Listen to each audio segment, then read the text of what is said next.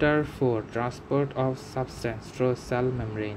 Figure 4-1 lists the approximate concentration of important electrolytes and other substances in extracellular fluid and intracellular fluid. Note that the extracellular fluid contains a large amount of sodium but only a small amount of potassium.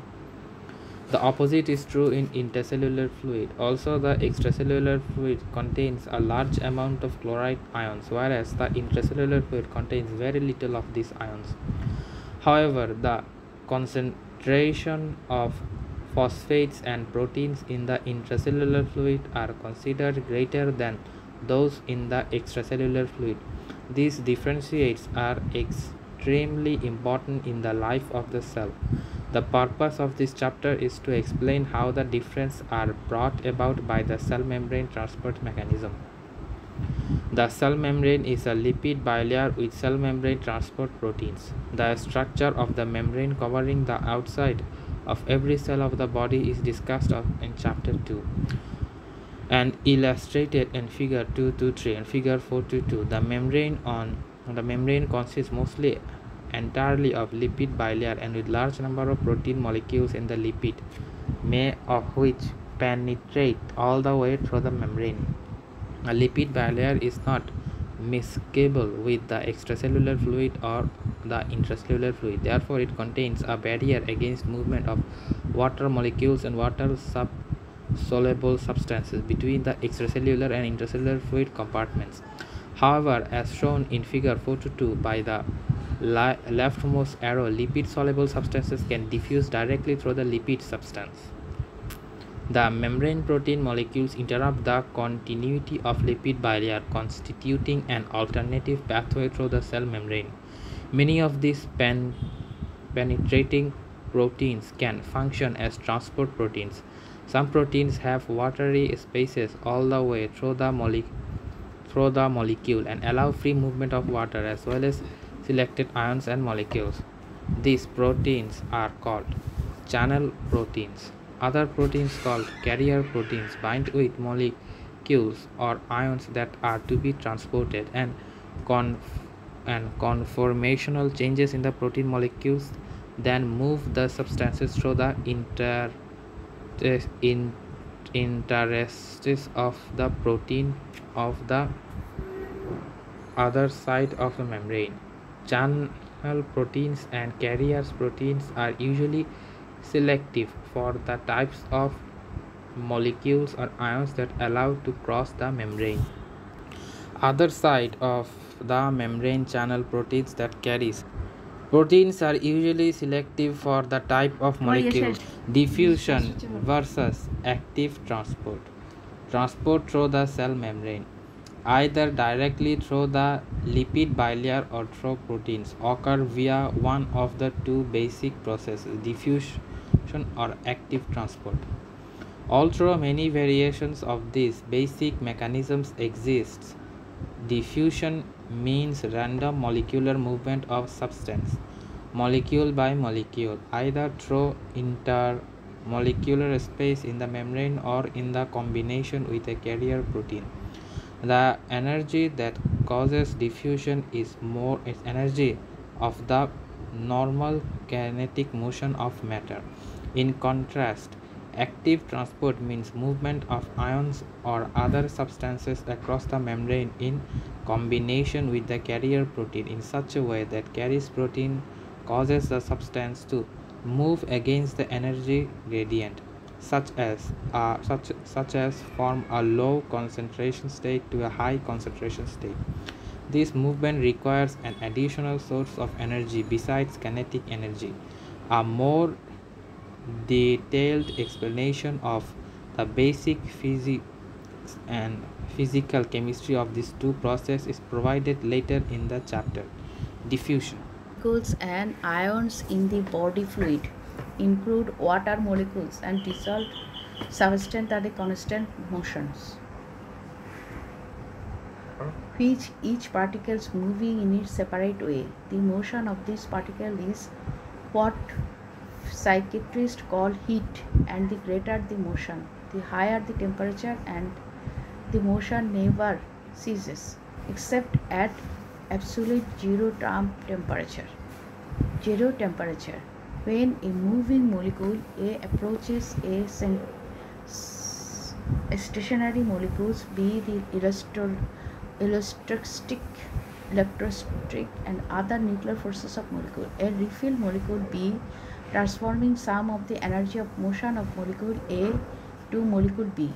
Consequently, molecule B gains kinetic energy of motion, where the molecule A slows down, losing some of its kinetic energy. As they show, a single molecule in a solution branches among to the other molecules, first in one direction, then another, and so forth, randomly branching thousands of times each seconds.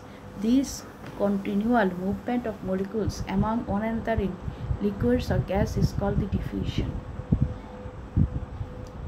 Ions diffuse in the same manner as whole molecules, and even suspended coil particles diffuse in a similar manner, except that the coils diffuses far less rapidly than the molecular substance because of their large size. Diffusion through the cell membrane. Coil na colloids. কোথায় colloids? আচ্ছা, that the colloids diffuse far less than rapidly than the molecular substance because of their large size. Diffusion through the cell membrane. Diffusion through the cell membrane is divided into two subtypes called the simple diffusion and facilitated diffusion. Simple diffusion, called the kinetic movement of the molecules or ions occurs through a membrane opening or through the intermolecular spaces without interaction with carrier proteins in the membrane. The area of diffusion is determined by the amount of substance available, the velocity of kinetic motion, and the number of size of the openings in the membrane through which the molecules of ions can move. Facilitated diffusion requires interaction of carrier protein. The carrier protein aids passage of molecules or ions through the membrane by binding chemically with them and shuttling them through the membrane in this form. Simple diffusion can occur through the cell membrane by two pathways: through the interstice of lipid bilayer of the diffusing substance is lipid soluble, and through the watery channels that penetrate all the way through some of the large transport proteins, as shown to left in figure 4.2. Diffusion of the lipid soluble substance through the lipid bilayer. Lipid solubility of a substance is an important factor for determining how rapidly it diffuses through the lipid bilayer. For example, the lipid solubilities of oxygen, nitrogen, and carbon dioxide and alcohols are high. All these substances can dissolve directly in the lipid bilayer and diffuse through the cell membrane in the same manner that diffusion of water solutes occurs in a watery solution. The rate of the diffusion of each of these substances through the membrane is directly proportional to its lipid solubility. Especially large amount of oxygen can be transported in this way. Therefore, oxygen can be delivered to the interior of the cell, most of us through the cell membrane did not exist. Diffusion of water and other lipid insoluble molecules through the protein channels. Even though water is highly insoluble in the membrane lipid, it rapidly passes through channel lipid soluble molecules through the protein channels. Even though water is highly insoluble in the membrane lipids, it readily passes through the channel in protein molecules that penetrate all the way through the membrane. Many of body's cell membranes contain protein pores called the aquapores. Porins are selectively permit rapid passage of water through the membrane. The aquaporins are highly specialized, and there are at least 13 different types of various cells of mammals. Rapidity with which water molecules can diffuse through the most cell membrane is astonishing. For example, the total amount of water that diffuses in each direction through the red blood cell membrane during each second is about 100 times as great as the volume of the red blood cell. Other rapid soluble molecules can pass through the protein pore channels in the same way as water molecules if they are water soluble and small enough. However, as they become larger, their penetrance falls off rapidly. For example, the diameter of the urea molecule is only 20% greater than that of water. ওটা পড়তে পারো। Soluble molecules can pass through the protein pores channels in the same way as water molecules if they are water soluble and small enough. However, as they become larger, their penetrance falls off rapidly. For example, the diameter of the urea molecule is only 20% greater than that of water, yet its penetration through the cell membrane pores is about 1000 times less than that of water. Even so, given the astonishing rate of water penetration, this amount of urea penetration still allows rapid transport of urea through the membrane within minutes. Diffusion through protein pores and channels, selective permeability and gating of channels, computerized three-dimensional reconstruction of protein pores and Diffusion through protein pores and channels, selective permeability and gating of channels. Computerized three-dimensional reconstruction of protein pores and chemicals have demonstrated tubular pathways all the way from the extracellular to the intracellular fluid. Therefore, substances can be simply diffused directly along these pores and channels from one side of the membrane to another. Pores are composed of integral cell membrane proteins that form open tube through the membrane and are always open. However, the diameter of a pore and its electrical charges provide sensitively that permits only certain molecules to pass through. For example, aquaporins permit rapid pass of water through cell membranes but exclude other molecules. Aquapores have a narrow pore that permits water molecule to diffuse through the membrane in single file. The pore is too narrow to permit passage of any hydrate ions, as discussed in chapter 28 and 60 and 76. The density of some aquapores, for example aquapore 2 in cell membrane, is not static but is altered in different physiological conditions. The protein channels are distinguished by two important characteristics. 1. They are often sensitively permeable to certain substances, and 2. Many of the channels can be opened or closed by gates that are regulated by electrical signals, voltage gated signals, or chemicals that bind to the channel proteins, ligand gated channels. Thus, ion channels are flexible dynamic structures, and subtle conformation changes influence gathering on ion sensitivity. Selective permeability of protein channels. Many protein channels are highly selective for transport and one of the more specific ions or molecules. This selectivity results from specific characteristics of the channel, such as its diameter, shape, and nature of the electrical charges and chemical bonds along the inside surface. Potassium channels permit passage through potassium ions across the cell membrane about 1000 times more readily than they permit passage of sodium ions. This high degree of sensitivity can be explained entirely by the molecular diameters of ions, because potassium ions are slightly larger than sodium ions. Using extra crystallography, potassium channels were found to have a tetrameric structure consisting of four identical protein substances surrounding a central pore. At the top of the channel pore are pore loops that form a narrow selective filter, lining the selectivity from a carbonyl oxygens.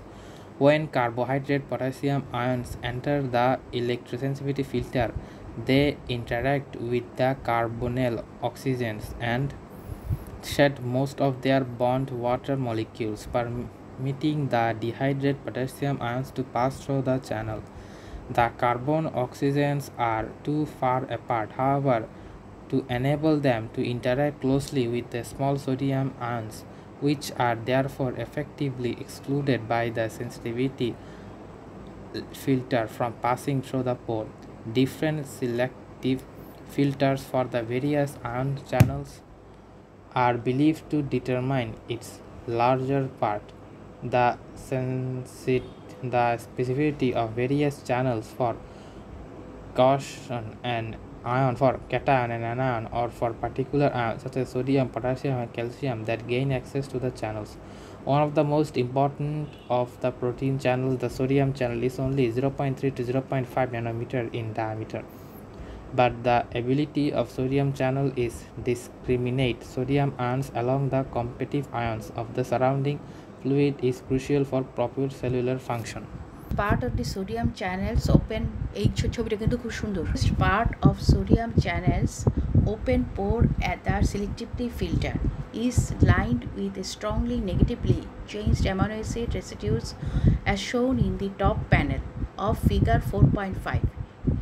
এখানে আছে top panel 4.5. This strong negative change can pull small dehydrated sodium ions away from their hydrating water molecules into these channels. Although the ion do not need to be fully dehydrated to pass through the channels. Once in the channel, the sodium ions diffuse in either direction according to the usual laws of diffusion. Thus, the sodium channel is highly selective for passage of sodium ions. Getting of protein channel provided it means of controlling ion permeability of the channels. The mechanism is shown in both panels of figure 4.5 for selective gating of sodium and potassium ions. Some of the gates are thought to be the gate-like extension of the transport protein molecules, which can close the opening of the channels or can be lifted away from the opening by a conformational change in the shape of the protein molecule. The opening and closing of gate are controlled in two principal ways. Voltage gating. In the case of voltage gating, the molecule conformation of the gate or its chemical bonds responds to the electrical potential across the cell membrane. For example, in the top panel of figure 4.5, a strong negative charge on the inside of the cell membrane may cause the outside sodium gates to remain tightly closed.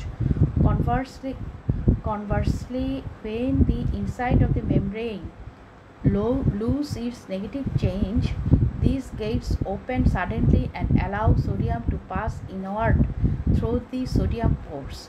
This process is the basic mechanism for electing action potential in nerves that are responsible for nerve signals. Use is basic mechanism for electing action potential in nerves that are responsible for the nerve signals. In the bottom panel, the potassium gates are on the intracellular ends of potassium channels. They open when the inside of the cell membrane becomes positively changed. The opening of this gate is partly responsible for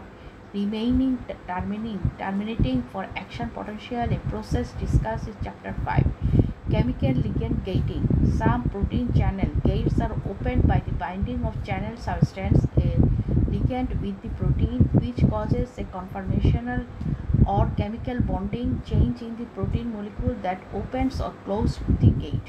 One of the most important instance of chemical gating is the effect of the neurotransmitter acetylcholine on the acetylcholine receptor, which serves as the ligand gate for channels. Acetylcholine opens the gate of this channel, providing a negatively charged force about 0.65 nanometer in diameter that allows unchanged molecules or positive ion smaller than this diameter to pass through. This gate of exceedingly important for the transmission of nerve signals for one nerve cell to another and from nerve cell to muscle cell to cause the muscle contraction. Chapter 7. Gating of protein channels. Gating of protein channels provides a means of controlling ion permeability of the channels.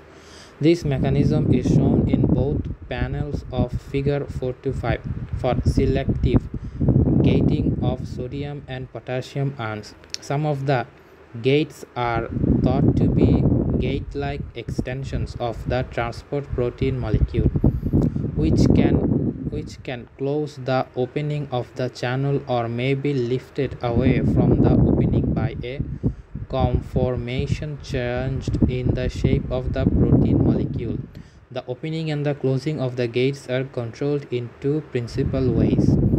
Voltage gating. In the case of voltage gating, the molecular conformation of the gate or its chemical bonds respond to the electrical potential across the cell membrane. For example, in the top panel of figure 4 to 5, a strong negative charge on the inside of the cell membrane may cause the outside sodium gates to remain tightly closed.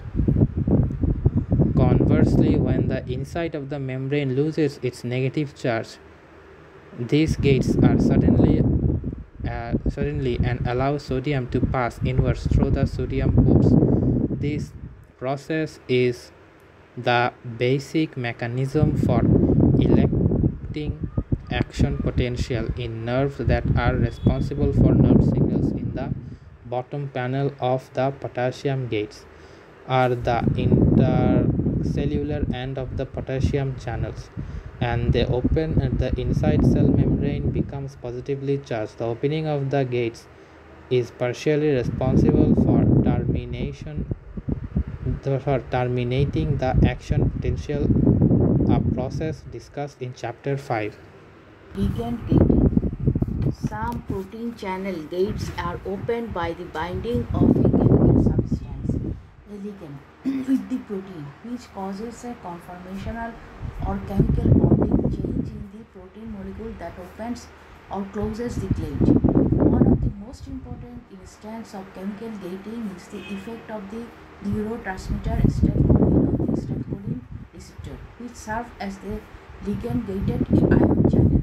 Acetylcholine opens the gates of this channel, providing a negativity charge for about 0.65 nanometer in diameter that allows unchanged molecules or positive ions smaller than this diameter to pass through.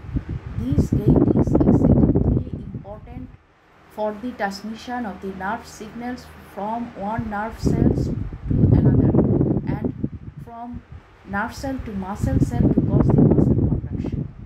One state versus closed state to gated channels. Figures 4.4 to 6.4 shows two recordings of the electrical current flowing through a single sodium channel when there was an approximately 20 millivolt protein gradient across the membrane. Note that the channel conducts current in all of non-fashion. This is the gate of channel steps open and snap close. Each open state lasting for only a fraction of the millisecond. After several milliseconds,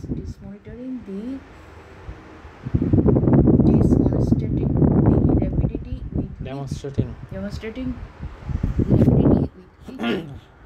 rapidity with which changes can occur during the opening and the closing of the protein gates. At one voltage potential, the channel may remain closed at all times or almost all the time, whereas at another voltage it may remain open either all or most of the time. In between voltages, as shown in figure, the gate tend to snap open and close immediately, resulting in average current flow somewhere between the minimum and the maximum. Patch-Clamp method of recording ion current flow through single channels. The Patch-Clamp method of recording ion current flow through single protein channels is illustrated on figure 4 to 6b. A micropipette, which is a tip diameter of only 1 to 2 micrometers, is abutted against the outside of a cell membrane. Suction is applied inside the pipette to pull the membrane against the tip of the pipette, which creates a seal where the edge of the pipette touches the cell membrane. The result is a minute membrane patch at the tip of pipette through which electrical current flow can be recorded. Alternatively, as shown at the bottom right in figure 4 to 6b, the small cell membrane patch at the end of pipette can be torn away from the cell. The pipette, which its sealed edge is then inserted into a free solution, which allows the concentrations of the ions both inside the micropipette and in the outside solution to be altered as desired. Single voltage gated volt gated sodium channels, demonstrating the all of none principle for opening and closing of the channel. Patch clamp method for cording current flow through a single porting channel. To the left, the recording is performed for a patch of a living cell membrane. To the right, the recording is from a membrane patch that has been thrown away from the cell. Always the concentration of the ions both inside the micropipette and in the outside solution to be altered at desired. Also, the voltage between the two sides of the membrane can be set on clamp to be a given voltage. It has been possible to make such patches small enough so that only a single channel protein is found in the membrane patch being studied. By varying the concentration of different ions as well as the voltage across the membrane, one can determine the transport characteristic of the single channels along with its gating properties. আরেকটা figure আছে figure 4.7 যেটা effect of concentration of a substance on the rate of diffusion through a membrane by simple diffusion and facilitated diffusion. This graph shows the facilitated diffusion approaches a maximum rate called the Vmax. Facilitated diffusion requires membrane carrier proteins. Facilitated diffusion is also called carrier mediated diffusion because a substance transported in this manner diffuses through the membrane with the help of a specific carrier protein. That is, the carrier facilitates diffusion of the substance to the other side. Facilitated diffusion differs from simple diffusion in the following important way. Although the rate of simple diffusion through an open channels increases proportionally with the concentration of the diffusing substance, in facilitated diffusion the rate of diffusion approaches a maximum called Vmax as the concentration of the diffusing substance increases. This difference between simple diffusion and facilitated diffusion is demonstrated in figure 4.7. The figure shows that as the concentration of the diffusion substance increases, the rate of simple diffusion continues to increase proportionally, but in the case of facilitated diffusion, the rate of diffusion cannot rise higher than the Vmax level. What is that limits the rate of facilitated diffusion? A probable answer is the mechanism illustrated in figure 4.8. This figure shows a carrier protein with a pore large enough to transport a specific molecule part way through. It also shows a binding receptor on the inside of the protein carrier. The molecule to be transported enters the pore and becomes bound. Then in a fraction of a second or a conformational or chemical change occur in the carrier proteins so that the pore now opens to the opposite side of the membrane. Because the binding force of the receptor is weak, the terminal motion of the attached molecule causes it to break away and be released on the opposite side of the membrane. The rate at which molecules can be transported by this mechanism can never be greater than the rate at which the carrier protein molecule can undergo change back and forth between its two states. Not specifically through that, this mechanism allows the transported molecule to move, that is, diffuse in either direction through the membrane. Figure Potrucki postulated mechanism of the facilitated diffusion. Transport molecule, binding protein, carrier protein, and conformational change. Release of binding. Among the many substances, the cross-cell membrane by facilitated diffusion are glucose and most of the amino acid. In this case, glucose, at least 14 membranes of the family of membrane proteins that transport glucose molecules have been discovered in various tissues. Some of these GLUT protein transport other microsaccharides that have structure similar to that of glucose, including the galactose and fructose. One of these glucose transport 4, GLUT4, is activated by insulin, which can increase the rate of facilitated diffusion of glucose as much as 10 to 20-fold in insulin sensitive tissue. This is the principal mechanism whereby the insulin controls glucose use in the body, as discussed in chapter 79. Factors that affect net rate of diffusion. By now, it is evident that many substances can diffuse through the cell membrane. What is usually important is the net rate of diffusion of a substance is the desired direction. This net rate is determined by the several factors. Net diffusion rate is proportional to the concentration diffusion across a membrane. Figure 4.9 shows a cell membrane with a higher concentration of a substance on the outside and lower concentration of substance on the inside. The rate at which the substance diffuses inward is proportional to the concentration of the molecules on the outside, because the concentration determines how many molecules strike the outside of the membrane each second. Conversely, the rate at which the molecules diffuse outward is proportional to their concentration inside the membrane. Therefore, the rate of net diffusion into the cell is proportional to the concentration on the outside minus to the concentration on the inside. Net diffusion is equal to C0 to C1. Outside and inside membrane.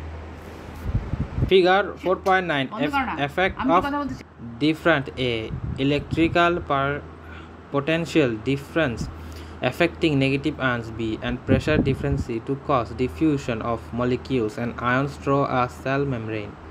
C. Concentration outside the cell, Ci. Concentration inside the cell, Pi. Pressure 1, P2, pressure 2, in which C is the concentration outside, Ci is the concentration inside the cell. Membrane electrical potential and diffusion of ions, the Earnest potential. If an electrical potential is applied across the membrane, it shows in figure 429b. The electrical charges of the ions cause them to move through the membrane even though no concentration F difference exists to cause movement. Thus, in the left panel of figure 429b, the concentration of negative ions is the same on both sides of the membrane, but a positive charge has even applied to the side of the membrane and a negative charge has been applied to the left, creating an electrical gradient across the membrane. The positive charge attracts the negative ions, whereas the negative charge repels them. Therefore, net diffusion occurs from left to right. After some time, large quantities of negative ions have moved on the right, creating the condition shown in the right panel of figure 429b, in which a concentration difference of the ions have developed in the direction opposite to the electrical potential difference. The concentration difference now tends to move the ion on the left, whereas the electrical difference tends to move them to the right. When the concentration difference rises high enough, the two effects balance each other. At normal body temperature 98.6 degree Fahrenheit or 37 degrees Celsius, the electrical difference between that will balance a given concentration difference. on univalent ions such as Na plus ions can be determined from the following formula called the Nernst equation, in which EMF is electromotive force voltage between side 1 and side 2 of the membrane. C1 is concentration on side 1 and side 2 concentration side 2. Effects of pressure difference across the membrane. At times, a considerable pressure difference develops between the two sides of a diffusible membrane. This pressure difference occurs, for example, in the blood capillary membranes. In all tissues of the body, the pressure in many capillaries is about 20 Hg, greater inside than outside. Pressure actually means the sum of all the forces of the different molecules striking a unit surface area at a given instant. Therefore, having a higher pressure on one side of a membrane that on the other side of the membranes, that the sum of all the forces of the molecules striking the channels on the side of the membrane is greater than the other side. In most cases, this situation is caused by greater number of molecules striking the membrane per second on one side on the other side. The result is that increased amount of energy are available to cause a net movement of molecules from the high pressure side towards the low pressure side. This effect is demonstrated on figure 4 to 9c, which shows a piston developing high pressure on the side of a pore, thereby causing more molecules to strike the pore on the side and therefore more molecules to diffuse on the other side. Osmosis across sensitivity permeable membrane. Net diffusion of water. By far the most abundant substance that diffuses through the cell membrane is water. Enough water ordinarily diffuses in each direction through the red blood cell membrane per second to equal about 100 times the volume of the cell itself. Yet, the amount that nature normally diffuses in the two directions is balanced so precisely that zero net movement of the water occurs. Therefore, the volume of the cell remains constant. However, under certain conditions, a concentration difference for water can develop across a membrane. When this concentration difference for water develops, net movement of water does occur across the cell membrane, causing the cell to swell or shrink. Depending on the direction of the water movement, this process of net movement of water caused by a concentration difference of water is called osmosis. The illustrated osmosis, let us assume the conditions shown in figure 4 to 10, with pure water on the side of the cell membrane and a solution of sodium chloride on the other side. Water molecules pass through the cell membrane with ease, whereas sodium and chloride ions pass through only with difficulty. Therefore, sodium chloride solution is actually a mixture of permeant water molecules, that non-permeant sodium and chloride ions, and the membrane is said to be sensitively permeable to water, but much less so to sodium and chloride ions. Yet the presence of the sodium and the chloride has displaced some of the water molecules on the side of the membrane, whereas these ions are present, and therefore has reduced the concentration of water molecules to less than that of pure water. As a result, in the example shown in the figure 4 to 10, more water molecules strike the channel on the left side where there is pure water than on the right side where the water concentration has been reduced. Thus, net movement of the water occurs from left to right. That is, osmosis occurs from the pure water into the sodium chloride solution. Osmotic pressure. If in figure 4 to 10 pressure were applied to the sodium chloride solution, osmosis of water into the sodium would be stopped, or even reversed. The amount of pressure required to stop osmosis is called osmotic pressure of the sodium chloride solution. The principle of a pressure difference opposing osmosis is demonstrated on figure 4-11, which shows a selectively permeable membrane separating two columns of fluid, one containing pure water and the other containing solution of the water, and any solute that will not penetrate the membrane. Osmosis of water called chamber B into the chamber A causes the level of the fluid columns to become further and further apart until eventually a pressure difference develops between the two sides of the membrane that is great enough to oppose the osmotic effect. The pressure difference across the membrane at this point is equal to the osmotic pressure of solution that contains the non-diffusible solute. Figure 4-11.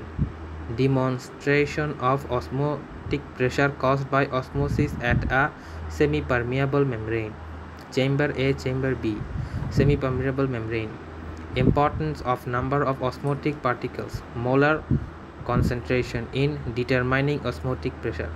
The osmotic pressure extended by particles in a solution, whereas they are molecules or ions, in determining by the number of particles per unit volume to fluid, not by the mass of particles. The reason for this is that each particle in a solution, regardless of their mass, exerts an on average the same amount of pressure against the membrane. This is large particles which have great mass than small particles move at slower velocity. The small particles move at higher velocities in such a way that their average kinetic energy is determined by following equation. To express the concentration of a solution in terms of number of particles, a unit called the osmole is used in place of grams.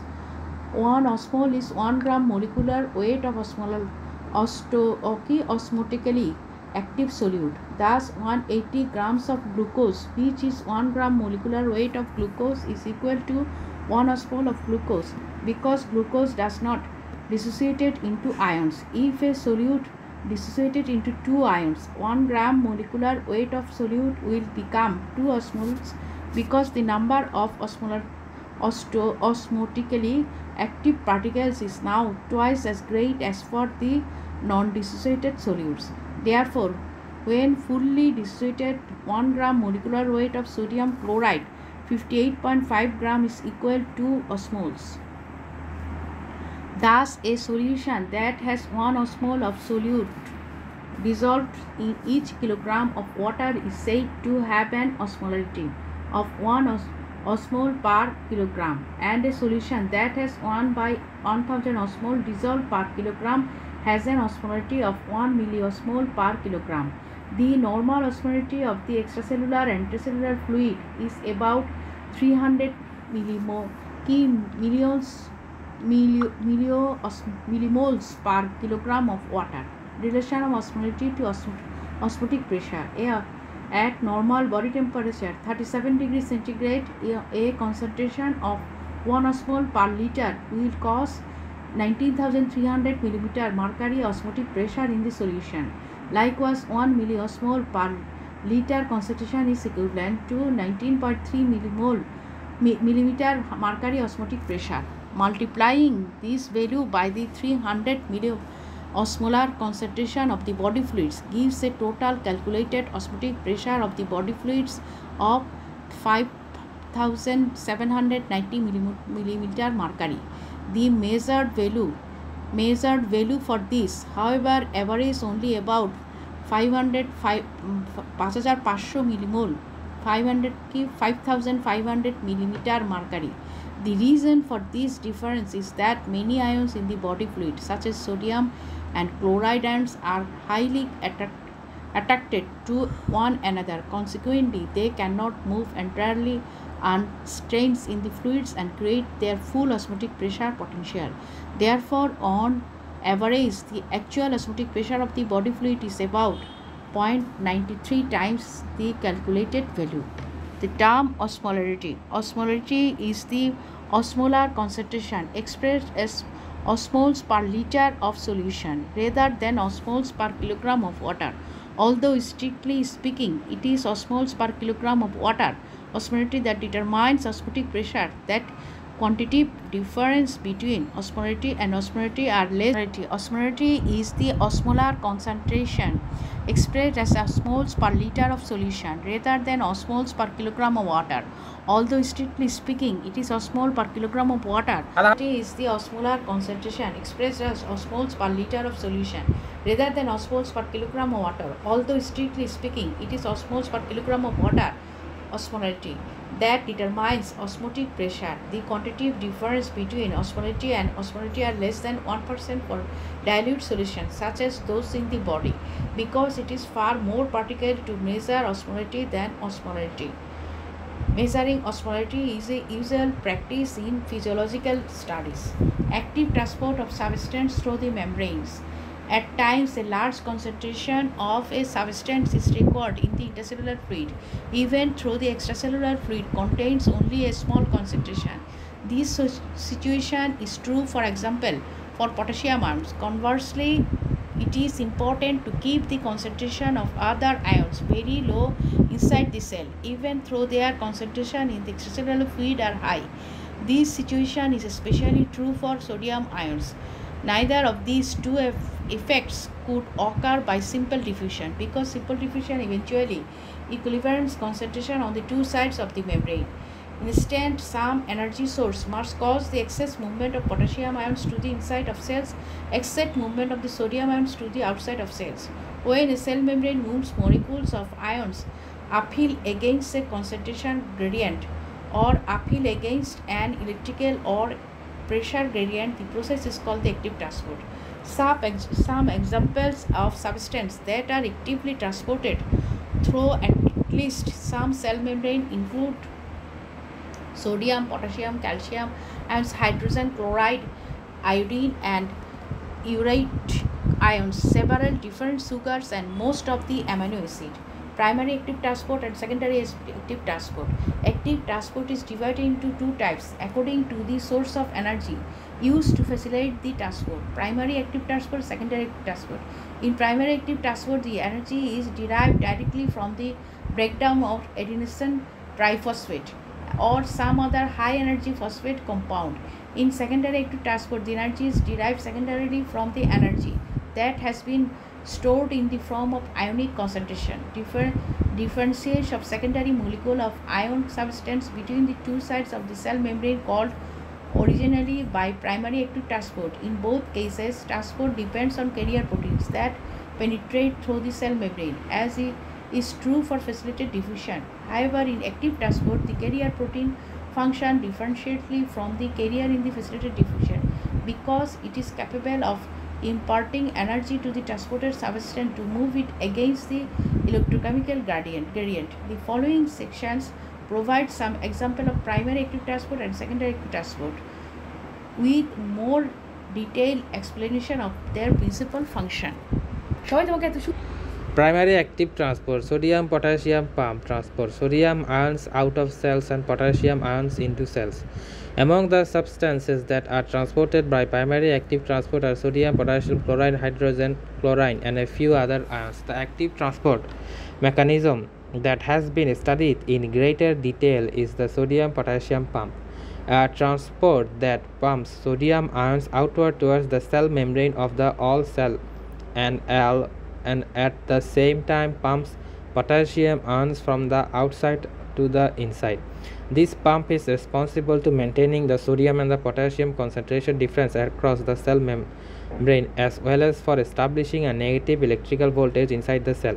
Indeed, chapter 5 shows this pump is also the basis of nerve function, transmitting nerve signals throughout the nervous system. Figure 4 to 12, showing the basic physical components of an A plus K plus pump. The carrier protein is a complex of two separate globular proteins, a larger one called alpha unit but a molecular weight of 100,000, and a smaller one called beta unit with a molecule weight of 555,000.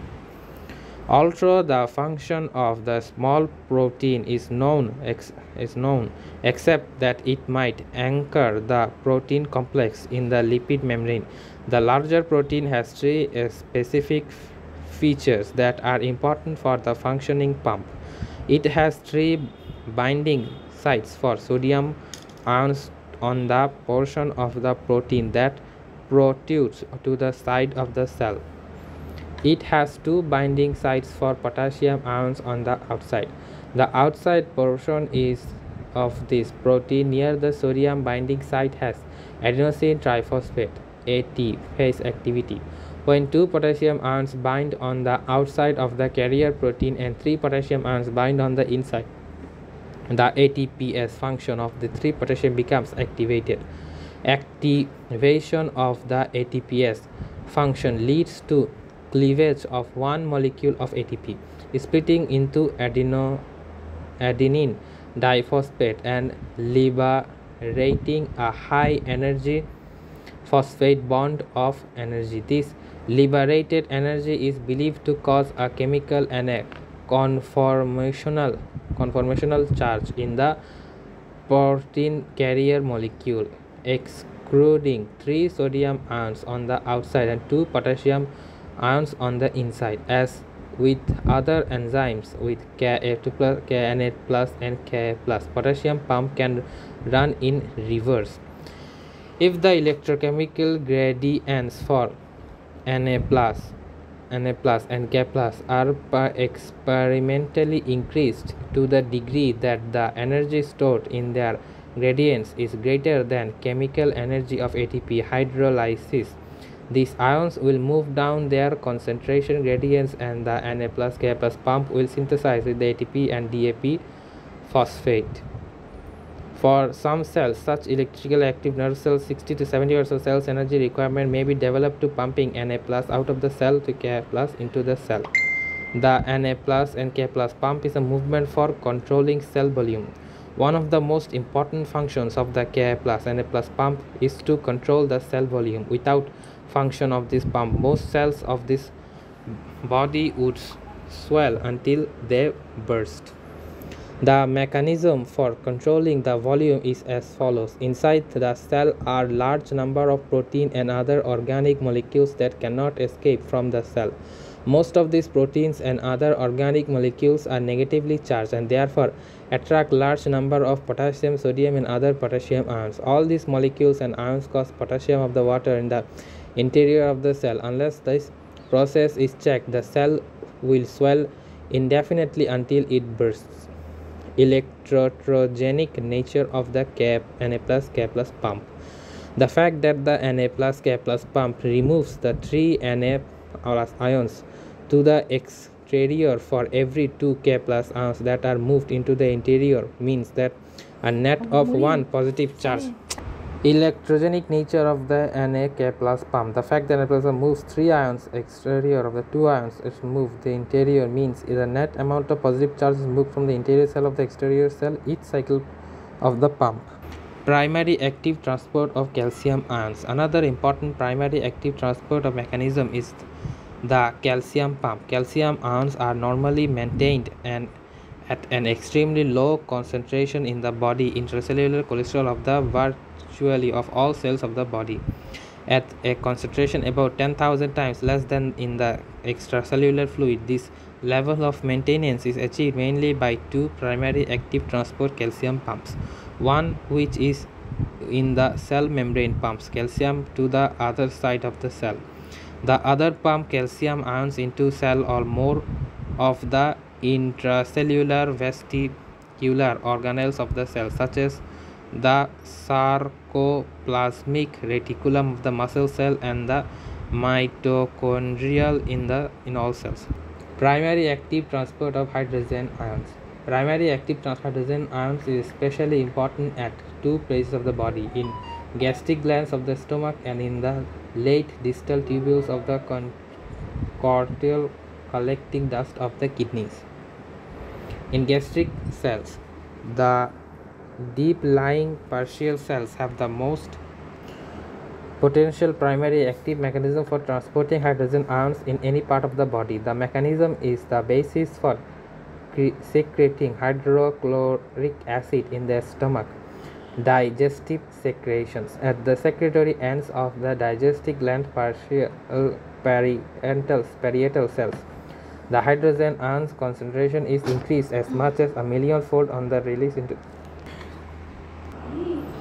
At the secretory ends of the gastric glands parietal cell, the hydrogen ions concentration is increased as much as 1,000,000-fold, then is released into the stomach along the chloride ions to form hydrochloric acid.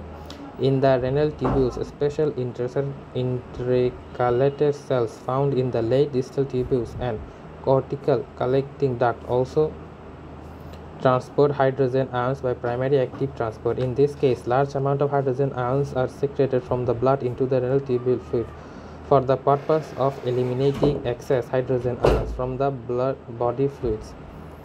The hydrogen ions can be secreted into the renal tubule fluid against the concentration gradient of about 900-fold. Yet, as discussed in chapter 3.1, most of the hydrogen ions combine with the tubular fluid buffer before they are eliminated in the urine. Antagonistic of primary active transport. The amount of energy required to transport a substance actively through a membrane is determined by how much substance of the concentrated during transport. In this term, the calories most of energy required to concentrate one osmol of substance tenfold is about 1,400 calories, whereas the concentration is 100-fold, 2,800 calories are required. Secondary active transport, co-transport and counter-transport.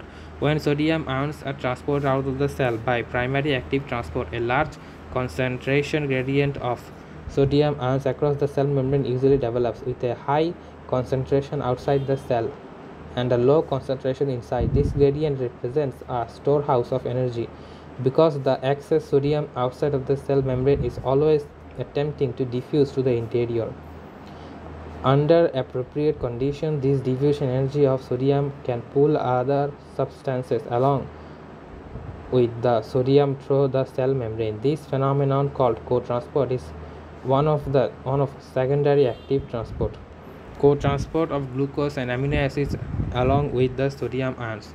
Glucose and many amino acids are transported into most cells against large concentration gradients. The mechanism of this action is entirely by co-transport, as shown in figure 4.2.13.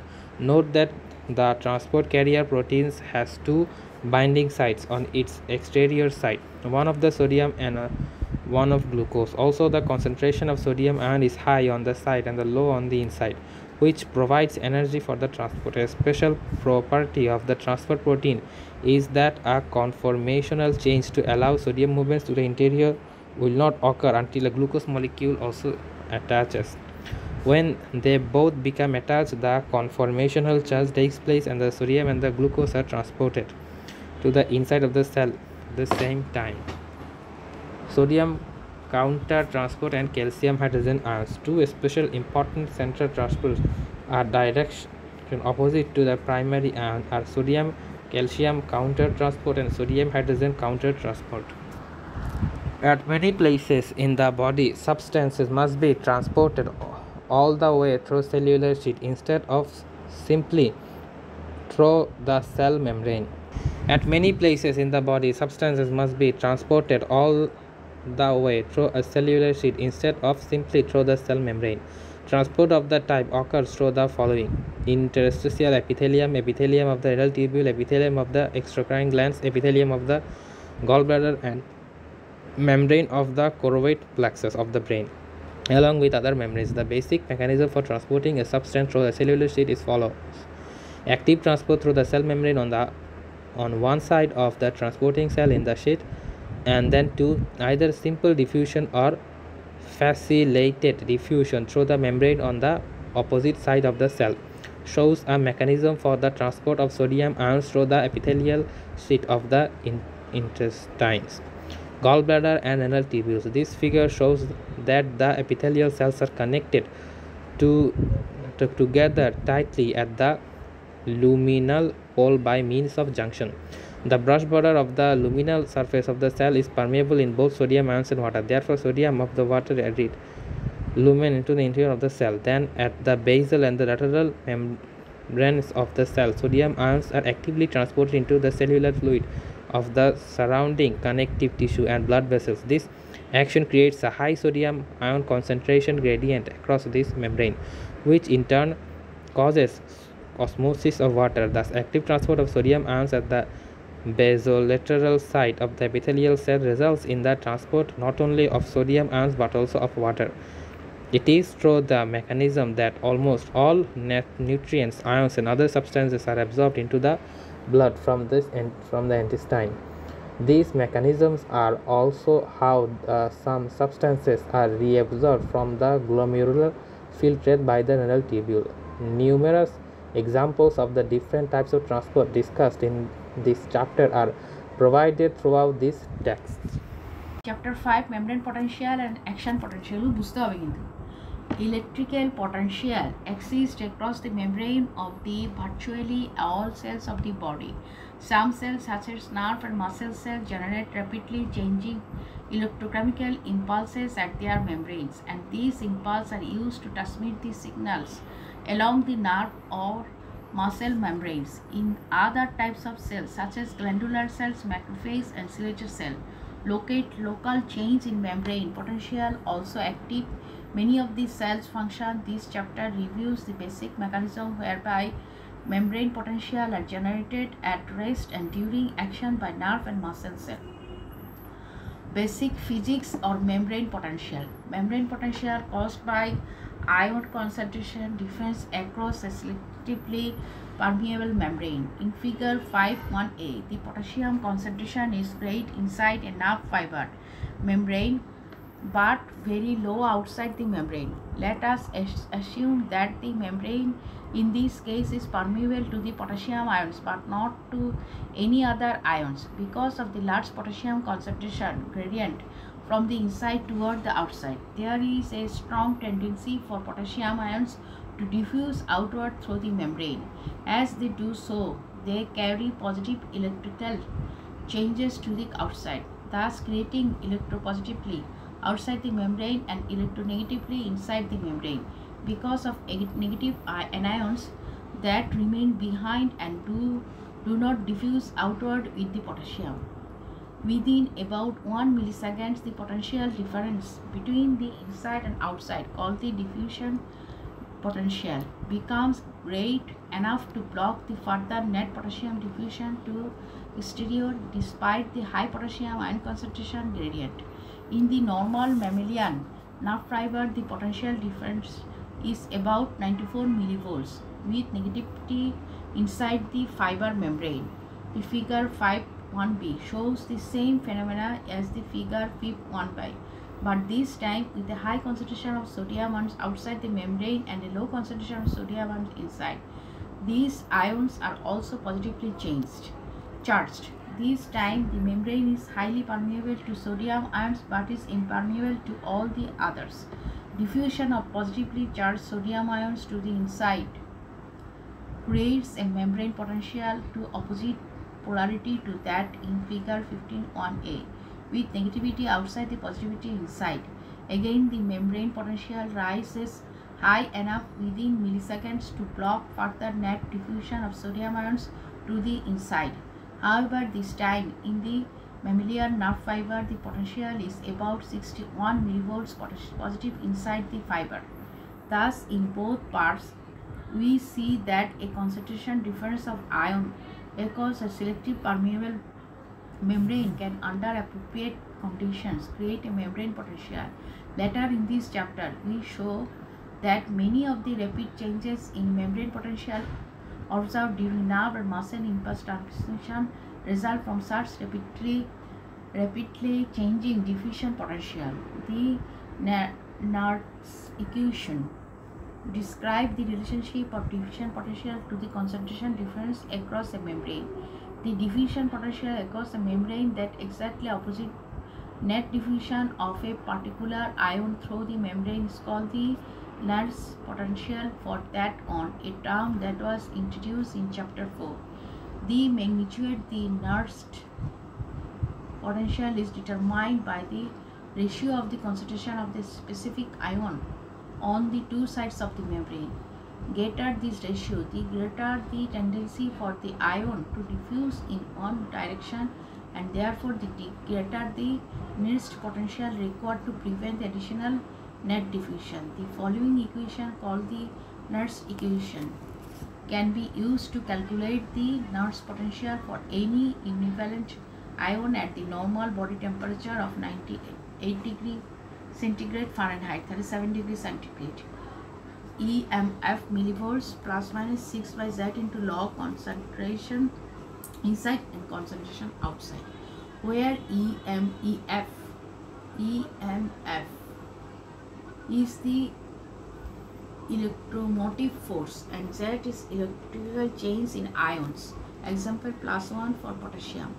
We using the formula in this way, it is usually assumed that the potential is extracellular fluid outside the membrane remains at zero potential. At the instant potential is the potential inside the membrane. Also, the sign of the potential is positive if the ion diffusing from inside the outside is a negative ion, and it is negative if the ion is positive. Thus, when the concentration of positive potassium ions on the inside is 10 times that on the outside, the log of 10 is 1. So, Nernst potential calculates to be minus 61 millivolts inside the membrane. দেখো diffusion potential, anions, এগুলো আঁকতে হবে কিন্তু, nerve fibers, anions, nerve fibers, anions. It has 94 millivolt, it is minus 64.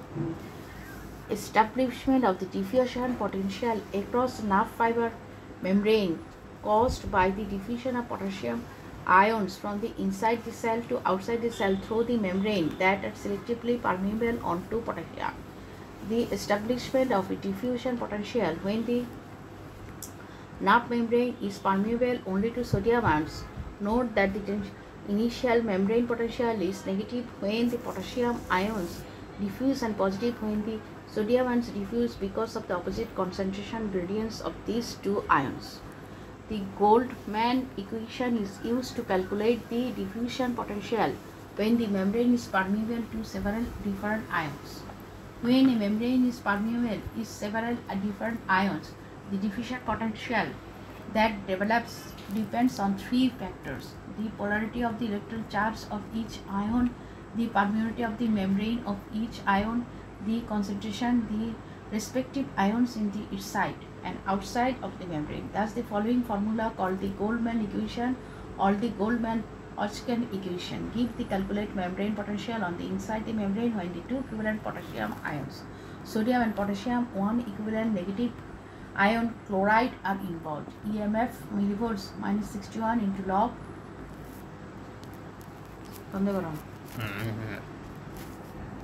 अच्छा ये several key points become evident from the Goldman equation. First, sodium, potassium and chloride ions are the most important ions involved in the development of the membrane potential in nerve and muscle fibers as well as in the neural cells. The concentration gradient of each these ions across the membrane helps in determining the voltage of the membrane potential.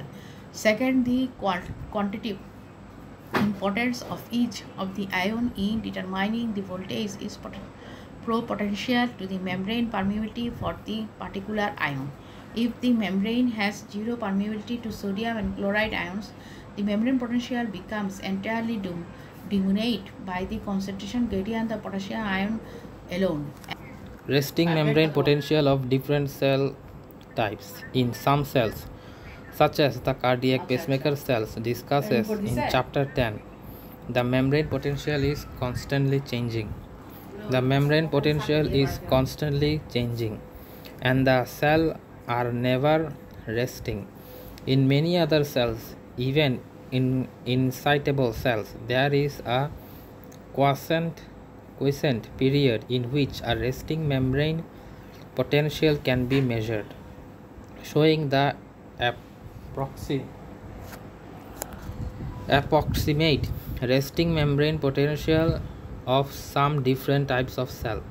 The membrane potential is obviously very dynamic in excitable cells such as neurons, in which action potential occur. However, even in non-excitable cells, the membrane potential voltage also changes in response to various stimuli, which later alter activities for the various ion transports, ion channels, and membrane permeable for sodium, potassium, calcium, and chlorine ions. The resting membrane potential is therefore only a brief transient state for many cells. Electrochemical driving force. When multiple ions contribute to the membrane potential, the quadrium potential for any of the contributing ions will differ from the membrane potential, and there will be an electrical dividing force for each ion that tends to cause net movement of the ion crosses the membrane. The driving force is equal to the difference between the membrane potential and equilibrium potential. The ion thus VDF equal to Vm minus VEQ. Measuring the membrane potential. The method for measuring the membrane potential is simply in theory but often difficult in practice because of the small size of most of the cells and fibers. Shows a small micropipette filled with the electrol solution. The micropipette is impelled through the cell membrane to the interior of the fiber. Another electrode, called the indifferent electrode, is the place in the extracellular fluid, and the potential difference between the inside and the outside of the fiber is measured using an appropriate voltmeter. The lower part of the figure 5.3 shows the electrical potential that is measured at each point in or near the nerve fiber membrane, beginning at the left side to the figure and passing to the right, as long as the electrode is outside the neural membrane. The recorded potential is zero, which is the potential of the extracellular fluid. Then, as the recording electron passes through the voltage charged area, the cell membrane the electrical dipole layer, the potential decreases abruptly to 70 millivolts.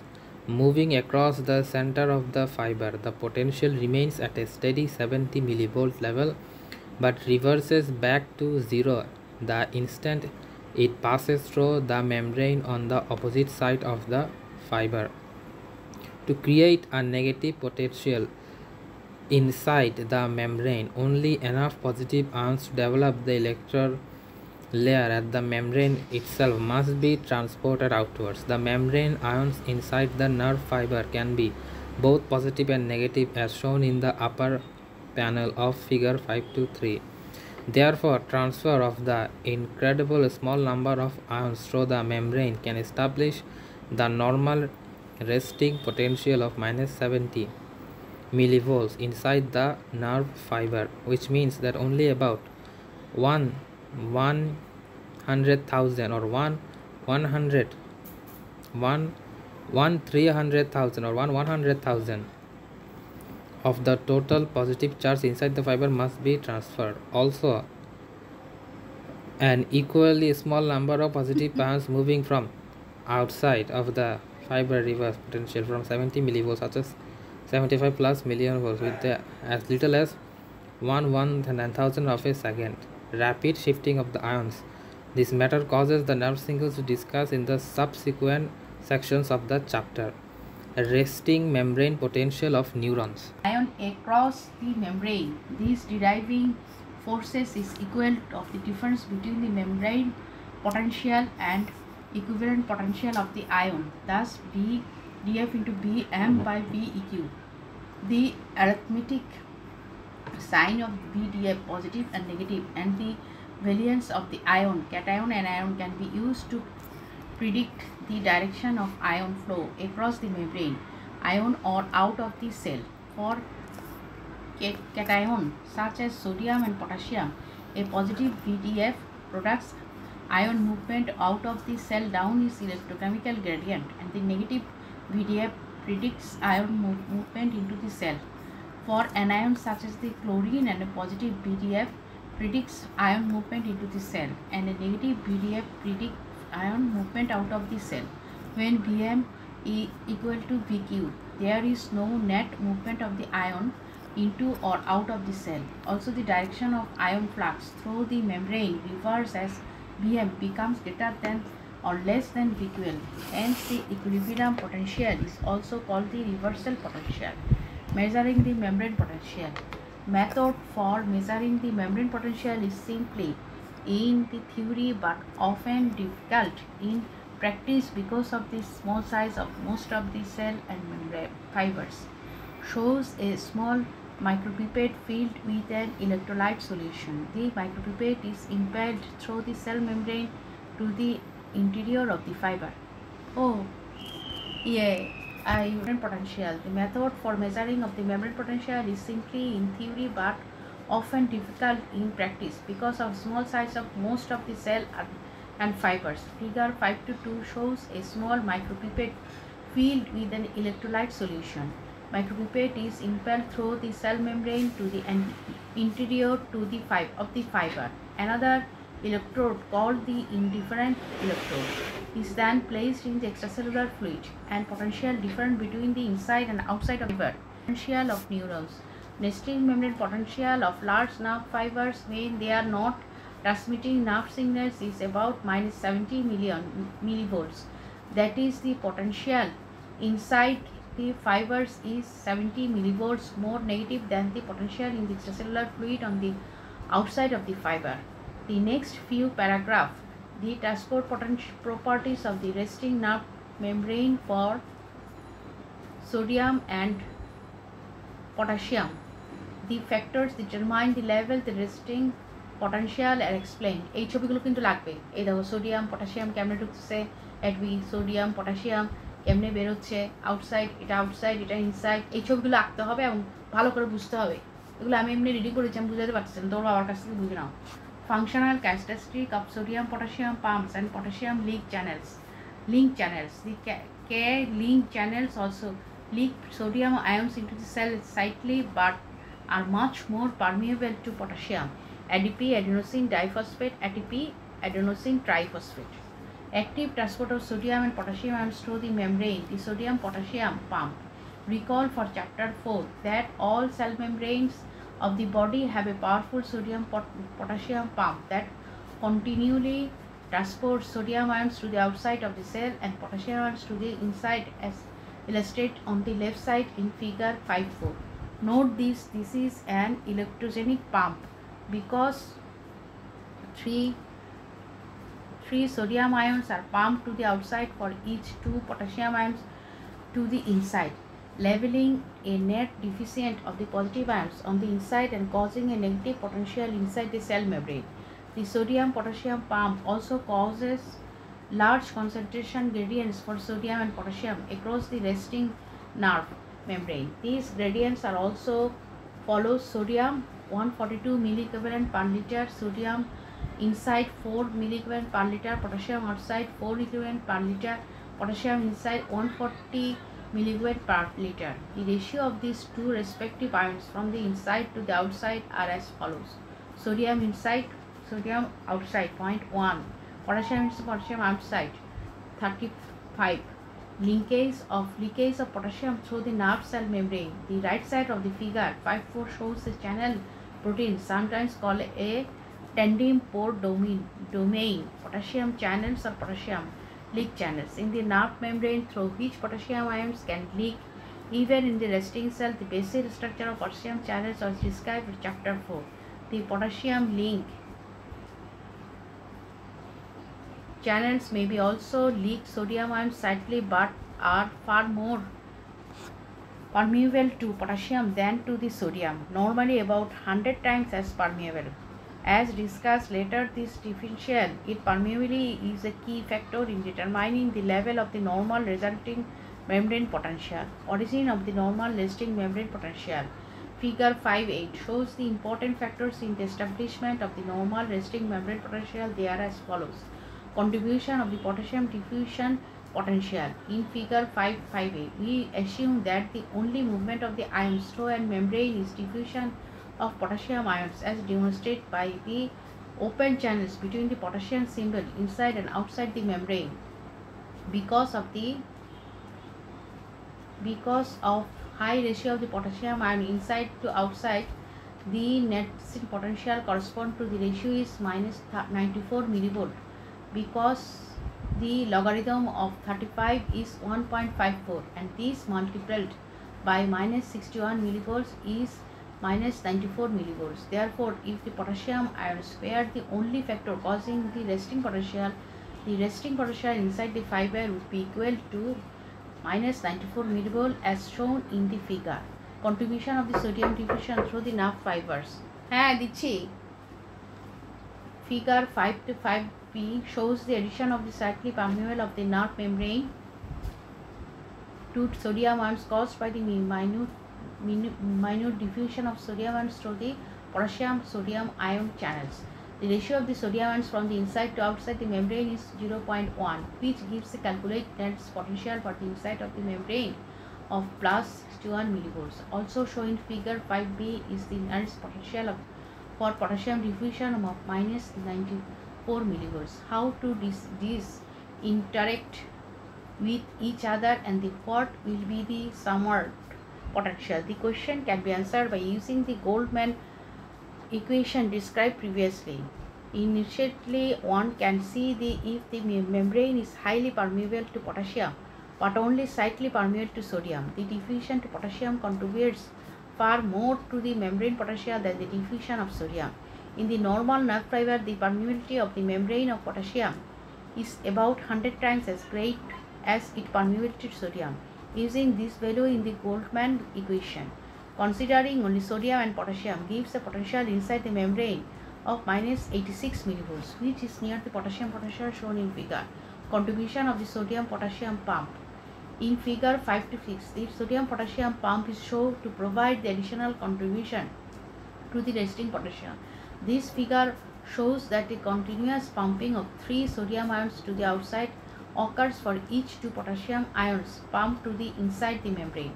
The pumping of more sodium ions to the outside than the potassium ions being pumped to the inside causes a continual loss of positive charge from inside the membrane, creating an additional degree of negatively about minus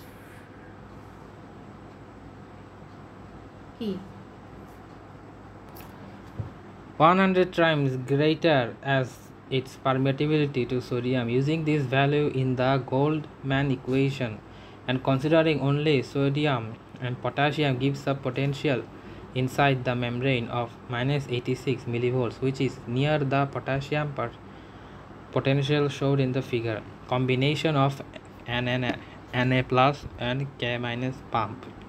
In figure 5 to 5c, the Na plus and K pump is shown to provide additional contribution to the resting potential. This figure shows the continuous pumping of 3 sodium ions to the outside occurs for each 2 types ions pumped to the outside of the membrane. The pumping of more sodium ions to the outside than the potassium ions being pumped inside causes a continual loss of positive charges from inside the membrane, creating an additional degree of negative about minus 4 millivolts additional to the inside, beyond which can be accounted by diffusion alone. Therefore, as shown in figure 5 to 5.6, the net membrane potential when all these factors are operated at the same time is about minus 90 millivolts. However, additional ions such as chloride must be considered in calculating the membrane potential. In summary, the diffusion potential alone causes the potassium and the sodium diffusion would give a membrane potential of about minus 86 millivolts, with almost all of this being determined by potassium diffusion. An additional 4 millivolts is then contributed to the membrane potential by the continuously acting electrogenic Na Kepler's pump, and there is a contribution of chloride ions. As mentioned previously, the resting membrane potential varies in different cells from as low as around -8 millivolts to electrocytes as high as -90 millivolts in skeletal muscle cells. Chapter 5: Membrane potential and action potential. Electrical potential exists across the membrane of virtually all cells of the body. Some cells, each such as nerve and muscle cells, generate rapidly charging electrochemical impulses at their membranes, and these impulses are used to transmit signals along the nerve or muscle membranes. In other types of cells such as granular cells, macrophages, and ciliated cells, local charge changes in membrane potential also activate many of the cell functions. Thus, this chapter reviews the basic mechanism whereby membrane potentials are generated at rest and during action by nerves and muscles. See video 5.1. Basic physics of membrane potentials. Membrane potential caused by ion concentration difference across a selectively permeable membrane. In figure 5.1a, the potassium concentration is great inside a nerve fiber membrane but very low outside the membrane. Let us assume that the membrane in this case is permeable to potassium ion but not to any other ions. Because of the large potassium concentration gradient from the inside towards the outside, there is a strong tendency of potassium ions to diffuse outward through the membrane. As they do so, they carry positive electrical charges to the outside, thus creating electropositivity outside the membrane and electronegativity inside the membrane because of negative ions that remain behind and do not diffuse outwards with the potassium. So, as they do so, they carry positive electrical charges to the outside. Because of the large potassium concentration gradient from the inside towards the outside, there is a strong tendency for potassium ions to diffuse outward through the membrane. As they do so, they carry positively electrical charges to the outside, thus creating electropositivity outside the membrane and electronegativity inside the membrane because of negative ions that remain behind and do not diffuse outwards with the potassium. Within about 1 millisecond, the potential difference between the inside and outside, called the diffusion potential, becomes great enough to block further net potassium diffusion to the exterior. Despite the high potassium ion concentration gradient in the normal mammalian nerve fiber, the potential difference is about 94 millivolts with negatively inside the fiber membrane inside the fiber membrane. It is normal mammalian nerve fiber. The potential difference is about 94 millivolts. Figure 5.1b shows the same phenomenon as in figure 5.1a, but this time with a high concentration of sodium ions inside the membrane and a low concentration of sodium ions inside. These ions are also positively charged. This time the membrane is highly permeable to sodium ion but impermeable to other ions. Diffusion of the positively charged sodium ions to the inside creates a membrane potential of opposite polarity to that in figure 5.1a with negatively outside and positively inside, with negativity outside and positivity inside, opposite polarity to the figure with negativity outside and positivity inside. Again, the membrane potential rises high enough within milliseconds. The membrane potential rises high enough within milliseconds to block further net diffusion of sodium ions to the inside. However, this time in the mammalian nerve fiber, the potential is about 61 millivolts positive inside the fiber. Thus, in both parts, figure 5.1, we see that a concentration difference of ions across a selectively permeable membrane can, under appropriate conditions, create a membrane potential. Later in this chapter, we show that many of the rapid changes in membrane potentials observed during nerve and muscle impulses transmission result from such rapidly changing diffusion potentials. The Ernst equation describes the relationship of diffusion potential to the ion concentration difference across a membrane. The diffusion potential across a membrane that exactly opposes the net diffusion of particular ion through the membrane is called the Nernst potential for that ion, a term that was introduced in chapter 4. The magnitude of the Ernst potential is determined by the ratio of the concentration of the specific ion on the two sides of the membrane.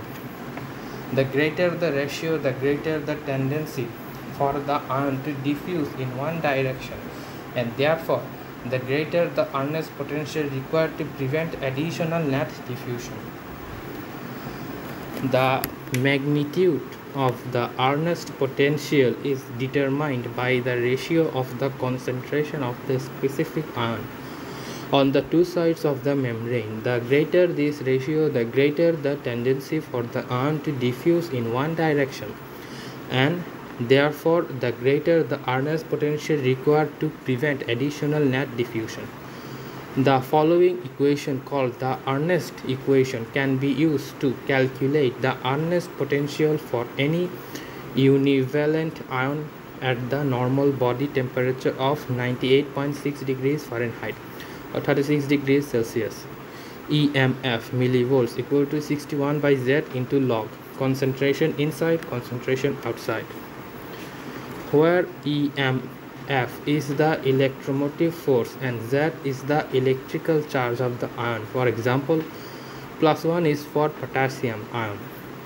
When using this formula, it is usually assumed that the potential in the extracellular fluid in outside the membrane remains at zero potential, and the Ernst potential is the potential inside the membrane. Also, the inside of the potential is positive. If the ion diffusion from inside to outside is a negative ion from inside to outside, and it is a negative if the ion is positive, and it is a negative if the ion is positive. If also the sign of the potential is positive if the ion diffusion from inside to outside is a negative ion, and it is a negative if the ion is positive. Thus, when the concentration of positive potassium ions on the inside is 10 times that on the outside, the log of 10 is 1. So the Ernst potential calculates to be minus 61 millivolts inside the membrane. Figure 5.1a, establishment of a diffusion potential across a nerve fiber membrane caused by diffusion of potassium ions from inside the cell to outside and cell through a membrane that is selectively permeable only to potassium. Establishment of a diffusion potential when the nerve fiber membrane is permeable only to sodium ions. Note that the internal membrane potential is negative when potassium ion diffuses and positive when sodium ion diffuses. Remember, negative when potassium ion diffuses and positive when sodium ion diffuses because of opposite concentration gradient of these two. Establishment of a diffusion potential across a nerve fiber membrane caused by diffusion of potassium ions from inside the cell to outside the cell through a membrane is called that is selectively permeable only to potassium. Establishment of a diffusion potential when the nerve fiber membrane is permeable only to sodium ions. Note that the internal membrane potential is negative when potassium ions diffuse and positive when sodium ions diffuse because of the opposite concentration of gradient of these two ions.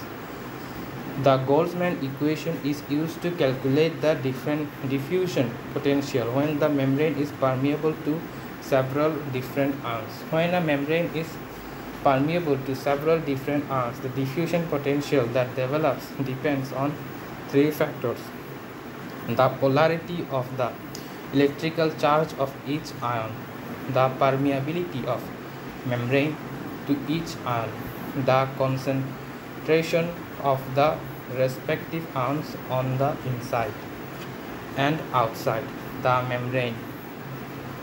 Thus, the following formula called the Boltzmann equation or the Goldman-Hodgkin-Katz equation gives the calculated membrane potential on the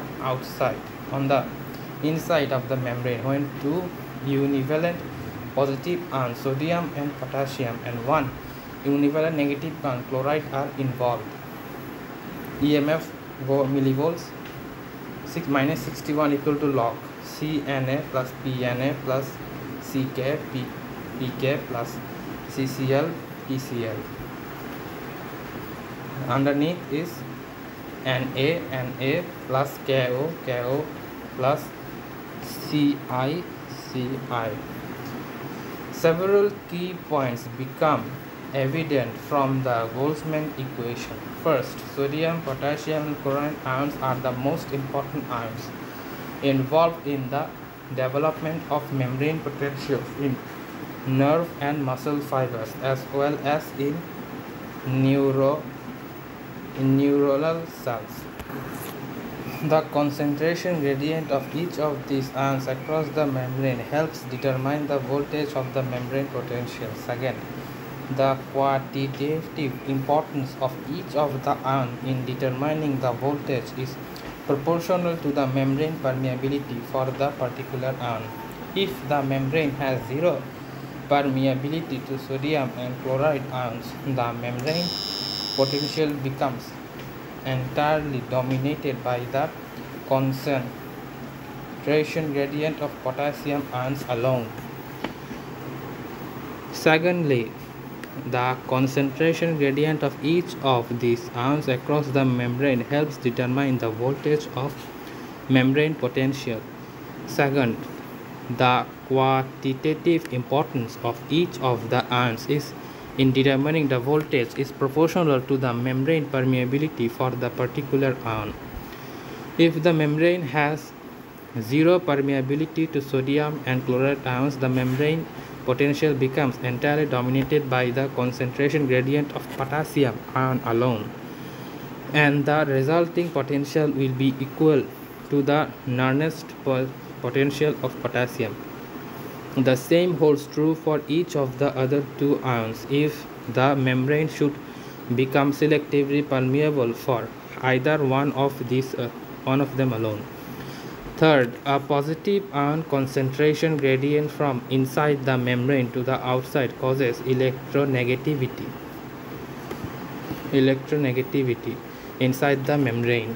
Resting membrane potential in different cell types: neurons minus 60 to minus 70, skeletal muscle minus 85 to minus 95, smooth muscle minus 50 to minus 60, cardiac muscle minus 80 to minus 90, hair, cochlea minus 15 to minus 40, astrocyte minus 80 to minus 90, erythrocyte -8 to -12, photoreceptor -40 to -670, dark and light.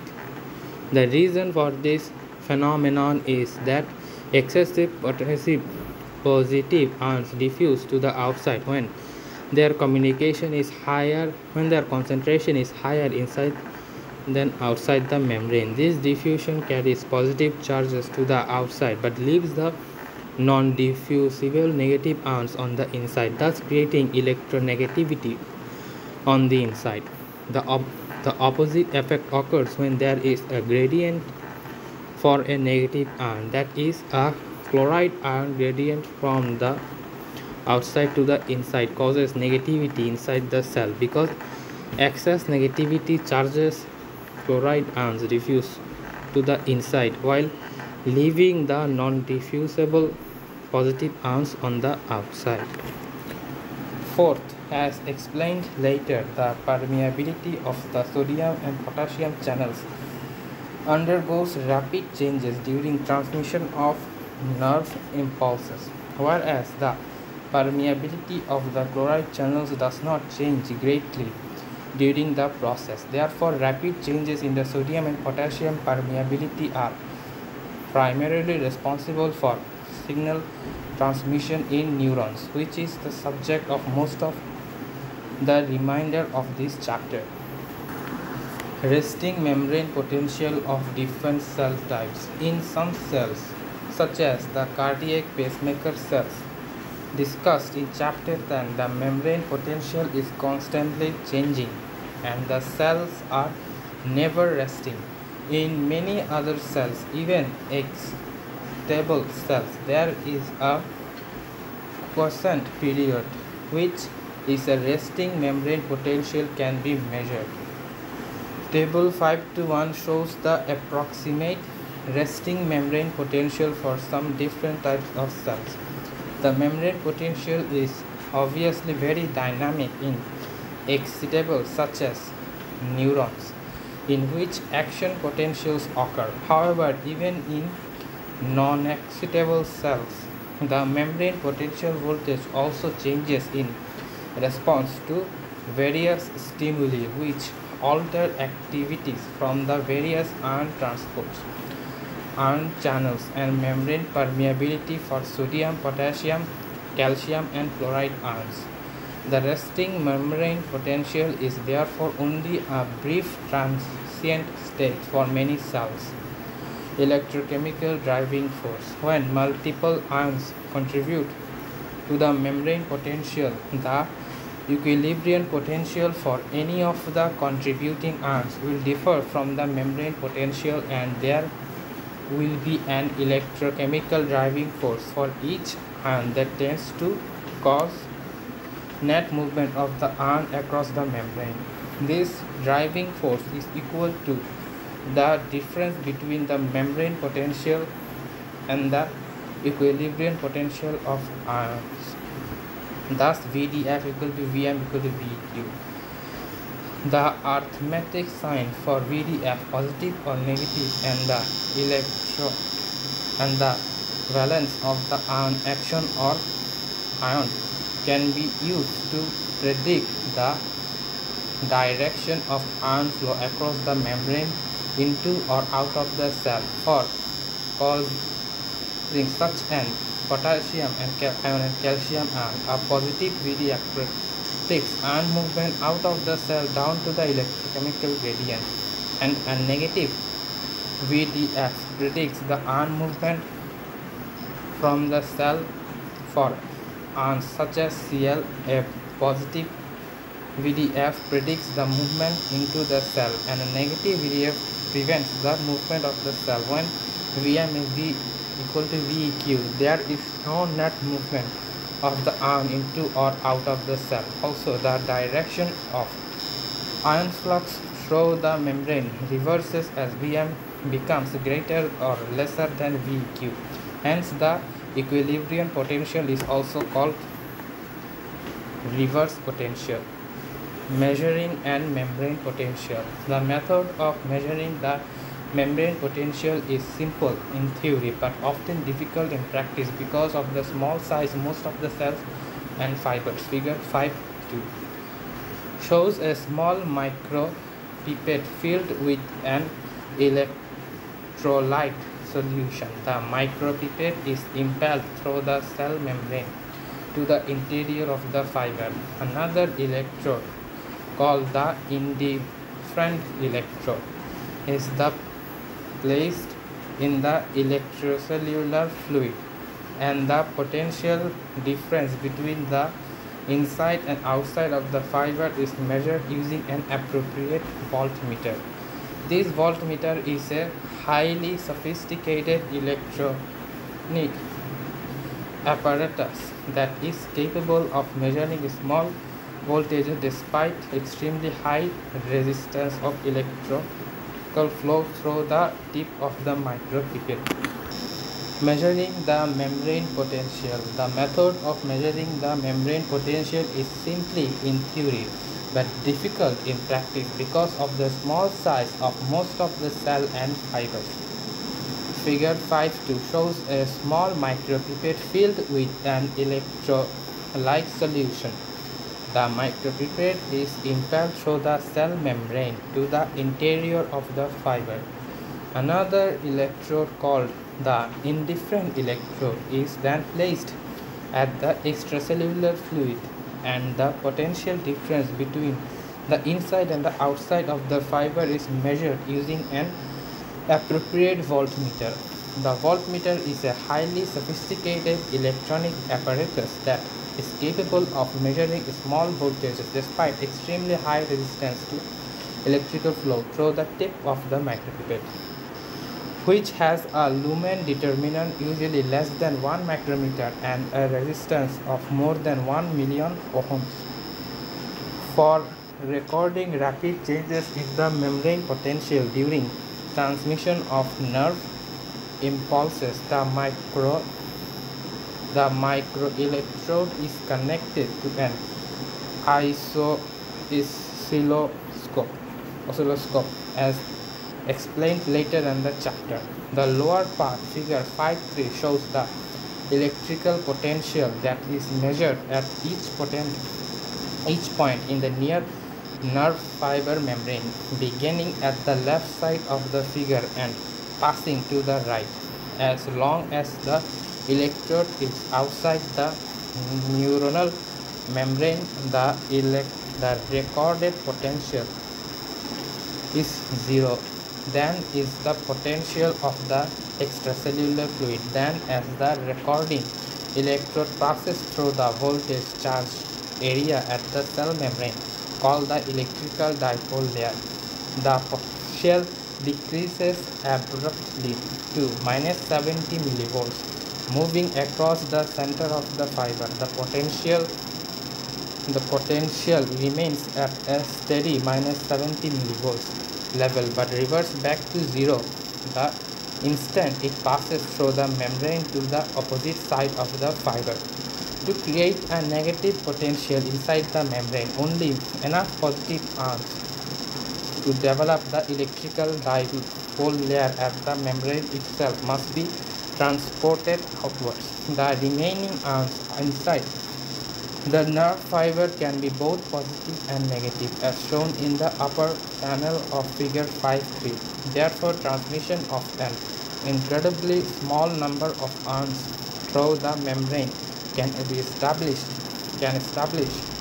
the normal resting potential of -70.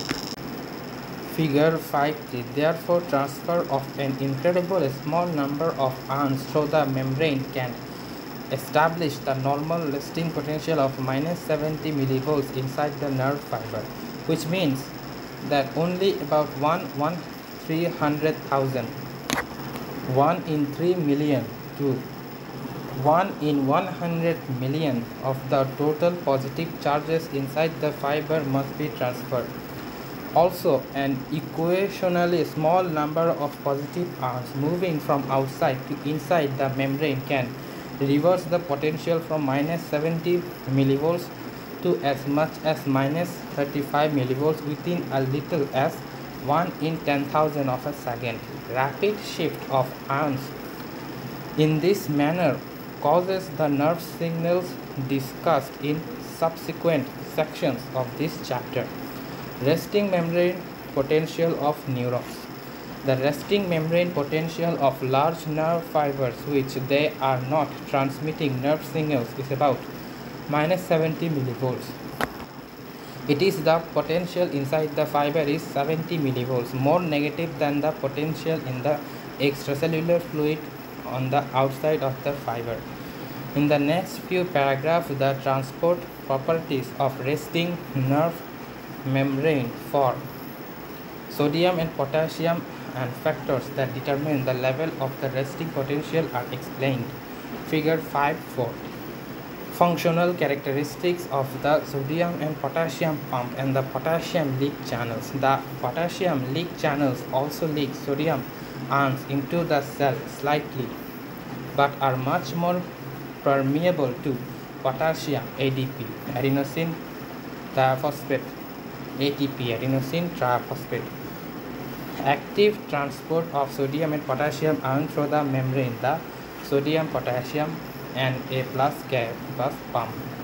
Recall from chapter 4 that all cell membranes of the body have a powerful Na plus and Ka plus pump that continually transport sodium ions to the outside of the cell and potassium ions to the inside, as illustrated on the cell side in figure 5.4. Note that this is an electrogenic pump because 3 sodium ions are pumped to the outside of each 2 potassium ions to the inside, leaving a net diffusion of positive ions on the inside and causing a negative potential inside the cell membrane.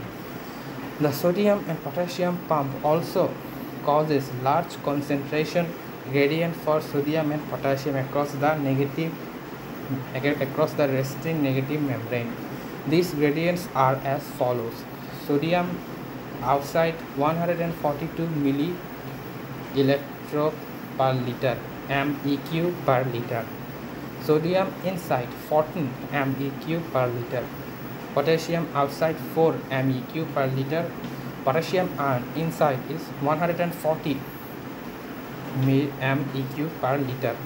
The ratio of these two respective ions from the inside to the outside as follows: Na plus inside and Na plus outside is 0.1. Ka plus inside and Ka plus outside is 35.0. Leakage of potassium through the nerve cell membrane.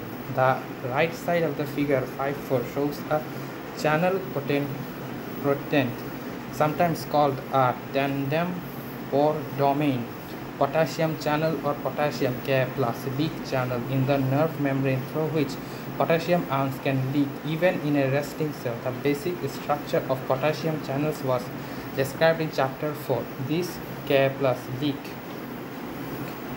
channels may leak sodium ions slightly but are far more permeable to potassium than to sodium, normally about 100 times as permeable. As discussed later, this differential in permeability is the key factor in determining the level of the normal resting membrane potential.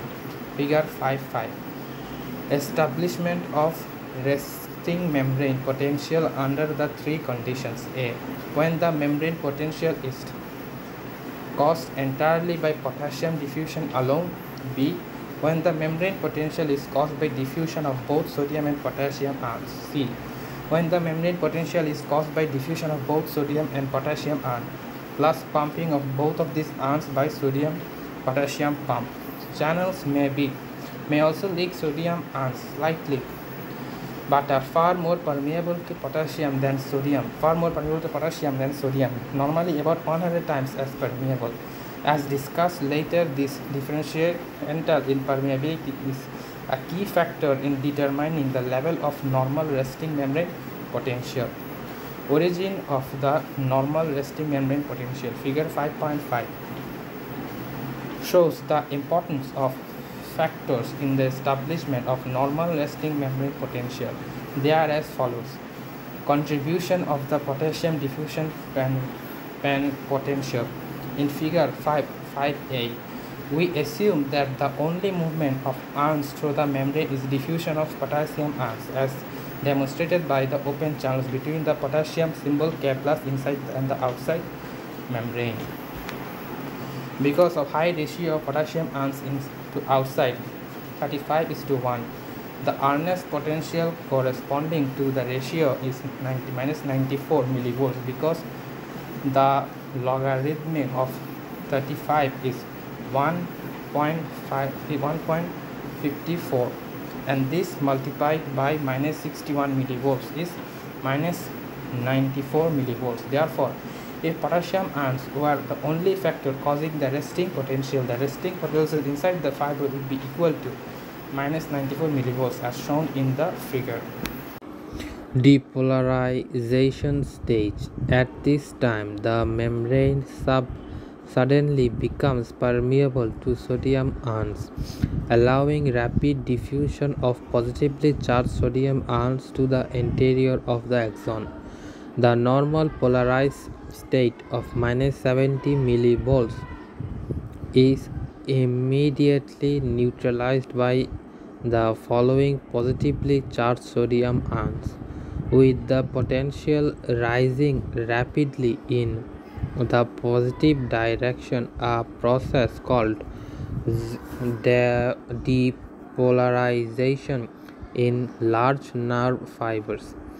The great excess of positive sodium ion moving to the inside causes the membrane potential to actually overshoot beyond the zero level and to become somewhat positive in some smaller fibers, as well as in many central nervous system neurons. The potential merely approaches the zero level and does not overshoot to the positive side.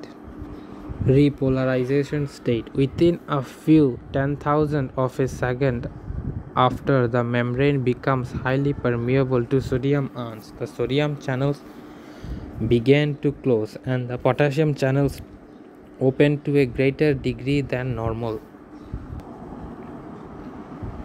Highly permeable to sodium ions, the sodium channels begin to close and the potassium channels open to a greater degree than normal.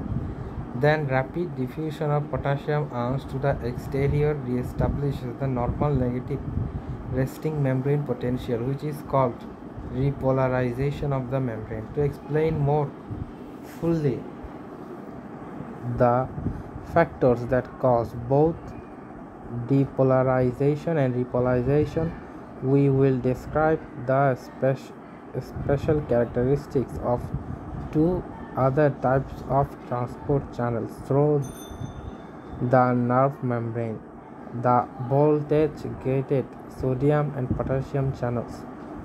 Voltage gated sodium and potassium channels. The necessary factors in causing both depolarization and repolarization of the nerve membrane during the action potential is the voltage gated sodium channel. A voltage gated potassium channel also plays an important role in increasing the rapidity of repolarization of the membrane. These two voltage gated channels are in addition to the sodium plus and potassium plus pumps and the potassium plus leak channels. Activation and inactivation of the voltage gated sodium channel. The upper panel of figure 5-7 shows the voltage gated sodium channels in three separate stages. The channel has two gates, one near to the outside of the channel called the activation gate, another near to the inside called the inactivation gate. The upper left of the figure depicts the state of these two gates in normal resting membrane when the membrane potential is -70 millivolts. In this state, the activation gate is closed, which prevents any entry to sodium ions to the interior of the fiber through these sodium channels. Activation of the sodium channel. When the membrane potential becomes less negative than during the resting state, resting from minus 70 millivolts and towards zero, it finally reaches a voltage usually somewhere around minus 55 millivolts that causes a sudden micromotional change in the action gate, flipping it all the way to the open position. During this activated state, sodium ions can pour inward towards the channel, increasing the sodium permeability of the membrane as such as 500 to 5000 fold. Inside figure 5.7, characteristics of the voltage gated sodium top and the potassium bottom channels, showing the successive action and interstitium channels with the membrane potential is charged from the normal resting value to positive value. Inaction of sodium channel. The upper right panel of figure 5 to 7 shows a third state of sodium channel.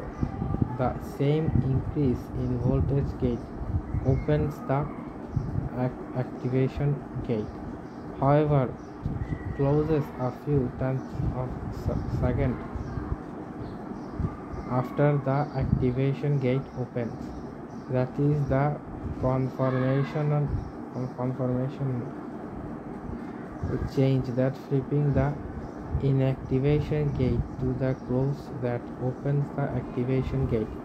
Therefore, after the sodium channel has remained open for tenths of a second, the inactivation gate closes and sodium ions no longer can pour to the inside membrane. It is the resting membrane side which is the repolarized side. Another important characteristics of sodium channel activation process is the inactivation gate will near the original resting membrane potential level. Therefore, it is usually not possible for the sodium channel to open again without first repolarizing the nerve fiber. Voltage gated potassium channel and its activation. The lower panel figure 5 to 7 shows the voltage gated potassium channel in two sides during the resting state left and towards the end the action potential right.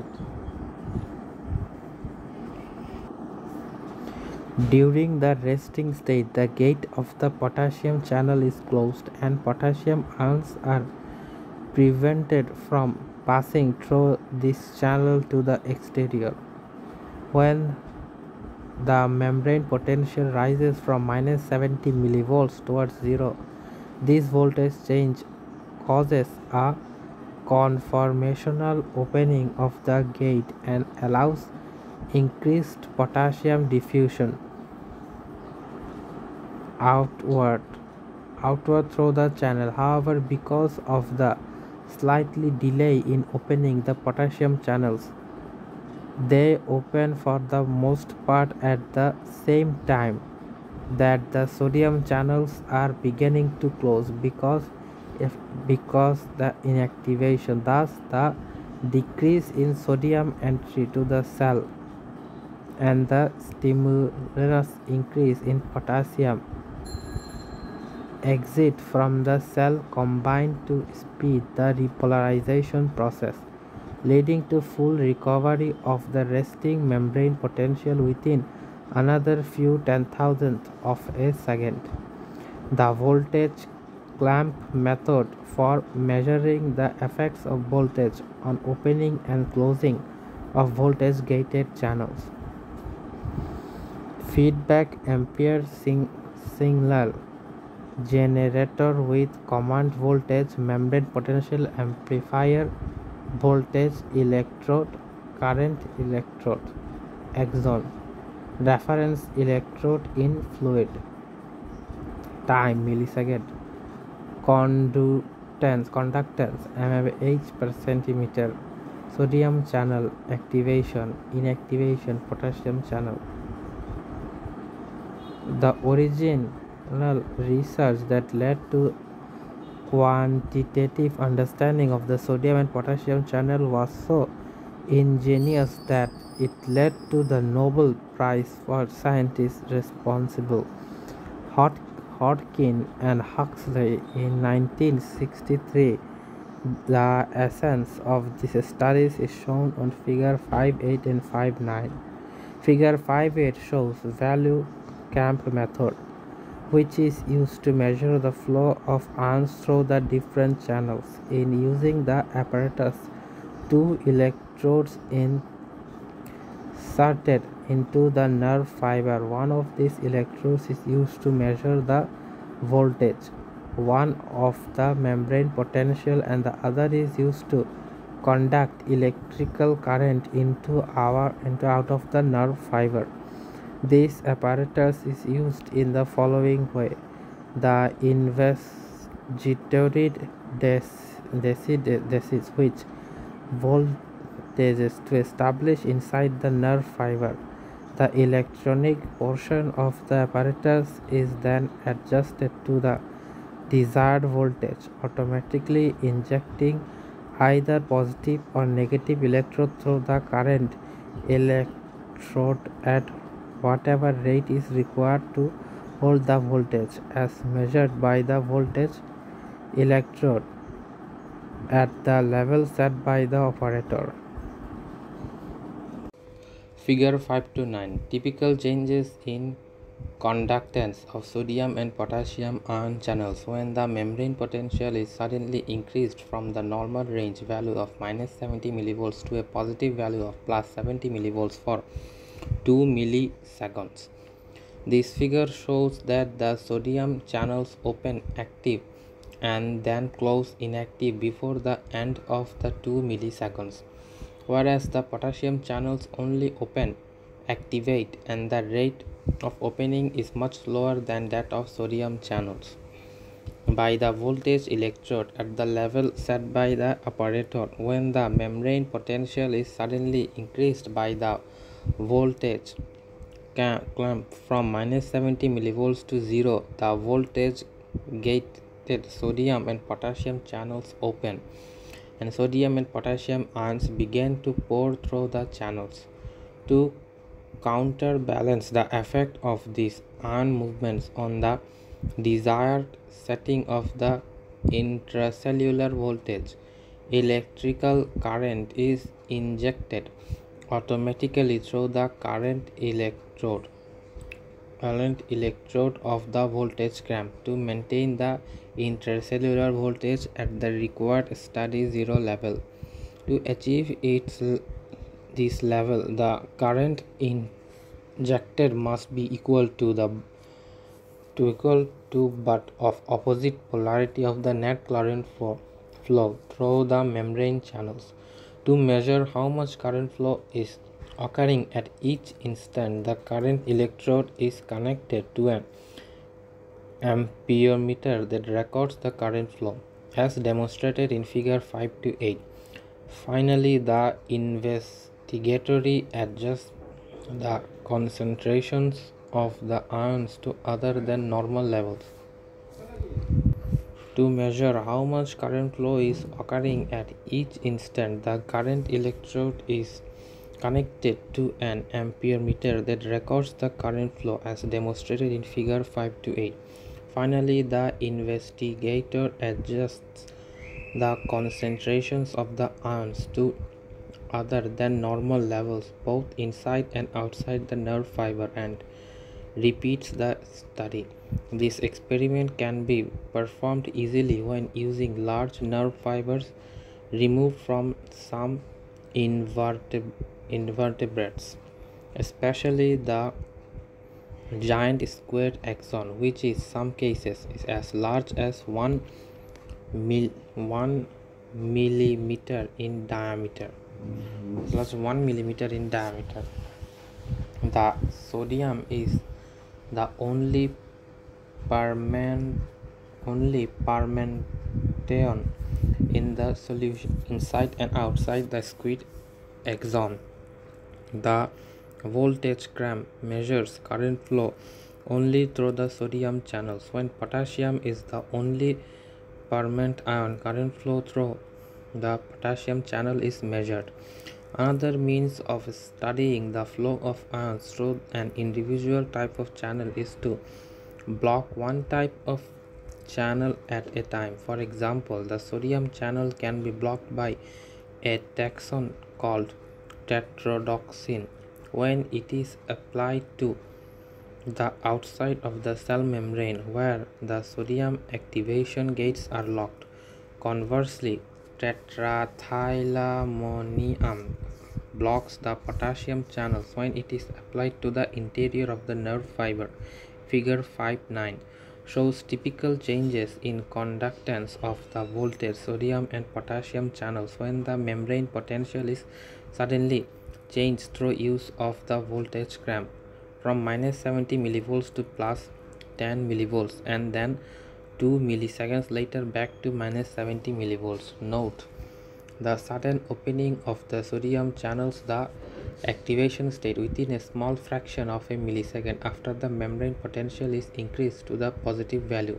However, during the next millisecond or so, the sodium channel automatically closes the inactivation stage. Note the opening of the potassium channels which open unless rapidly and reach the full open state only after the sodium channels have almost completely closed. Furthermore, once the potassium channels open, they remain open for the entire duration of the positive membrane potential and do not close again until after the membrane potential is decreased back to negative value. Summary of events that cause the action potential. Figure 5 to 10. Summary of events that cause the action potential. Summarize the sequential event that occur during the shortly after the action potential. The bottom of the figure shows the changes in membrane conductance for sodium and potassium ions during the resting state. Before the action potential begins, the conductance for potassium ion is 50 to 100 times as great as the conductance of sodium ions. This disparity is caused by much greater leakage of potassium ions than sodium ions through the leak channels. However, at the onset of the action potential, the sodium channels almost instantaneously become activated and allow up to a 5,000-fold increase in sodium conductance. The inactivation process then closes the sodium channel. Figure 5 to 10. Channel of sodium and potassium conductance.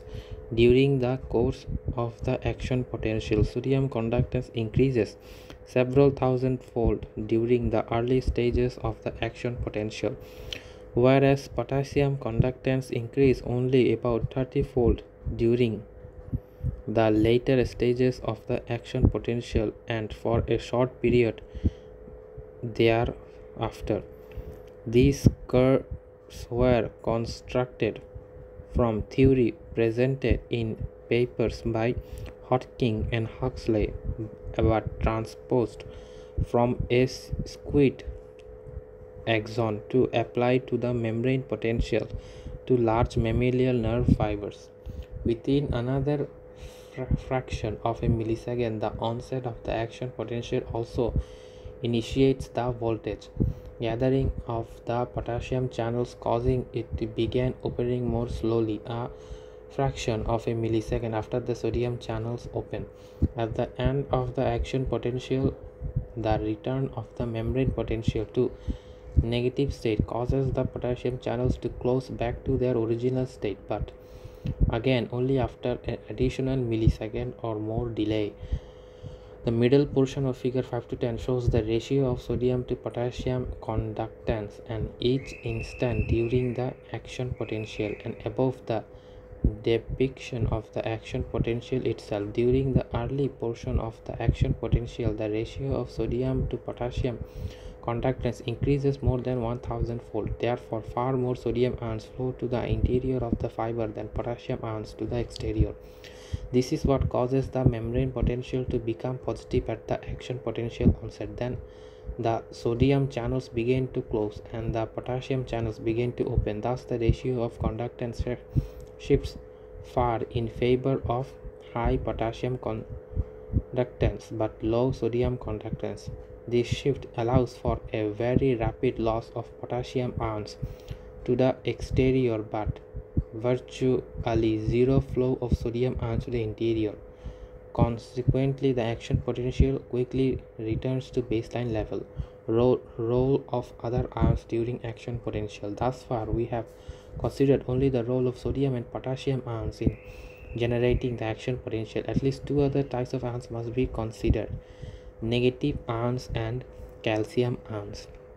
Impermanent negatively charged ions inside the nerve axon. Inside the axon are many negatively charged ions that cannot go through the membrane channels. They include the ions of the protein molecules and of many organic phosphate compounds and sulfate compounds, among others. Because these ions cannot leave the interior of the axon, the deficit of positive ions inside the membrane leaves an excess of these impermanent negative ions. Therefore, these permanent negative ions are responsible for the negative charge inside the fiber. When there is net deficit of positively charged potassium ions and other positive ions, calcium ions, the membrane of almost all cells of the body have a calcium pump similar to the sodium pump. The calcium serves along with or instead of sodium in some cells or cause some of the action potential like the sodium pump. The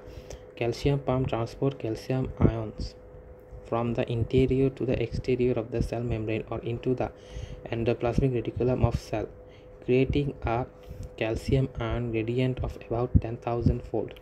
This process leaves an internal cell concentration of calcium ion of about 10 to the power minus 7 molar in constant to an external concentration of about 10 to the power minus 3 molar. In addition, there are voltage gated calcium channels. Because of the calcium ion concentration is more than 10,000 times greater than the extracellular fluid.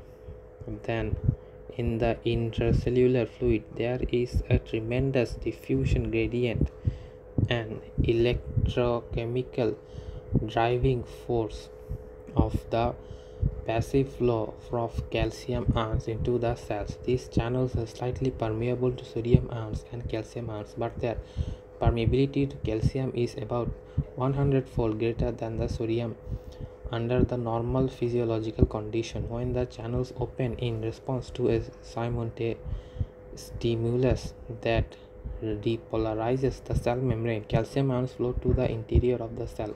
A major function of the voltage gathered calcium ion channels is to contribute to the depolarization phase on the action potential in some cells. The gathering of calcium channels, however, is relatively slow, requiring 10 to 20 times as long for activation as for sodium channels. For this reason, they are often called slow channels.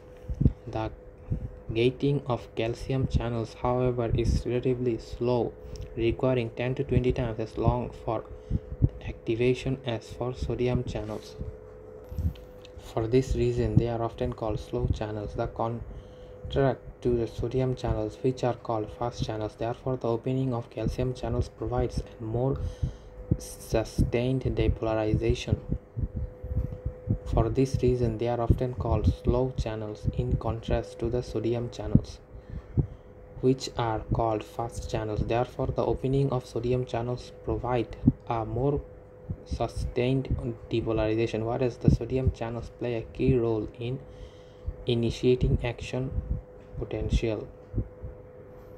A calcium channel provides a more sustained depolarization, more sustained calcium, whereas sodium channels play a key role in initiating action potential. Calcium channels are numerous in cardiac muscle and smooth muscle. In fact, in some types of smooth muscle, the fast sodium channels are hardly present. Therefore, the active action potential are caused almost entirely by activation of slow chemical channels. Increased permeability of sodium channels when there is a deficient of calcium ions. Calcium channels are numerous in cardiac muscle and smooth muscle. In fact, in some types of smooth muscle, the fast sodium channels are hardly present. Therefore, the action potential are caused almost entirely by active of slow calcium channels. Increased permeability of the sodium channels when there is a deficit of calcium ions. The concentration of calcium ions in the extracellular fluid also has a profound effect on the voltage level at which the sodium channels become activated. When there is a deficit of calcium ions, the sodium channel become activated opened by a small increase of the membrane potential from its normal very negative level. Therefore, the nerve fiber becomes highly excitable, sometimes discharging rapidly without provocation rather than remaining in the resting state. In fact, the calcium ion concentration needs to fall only 50% below more normal before a spontaneous discharge occurs in some peripheral nerves, often causing muscle teni- tenony. Muscle tenony is sometimes lethal because of tetanic contraction of the respiratory muscles.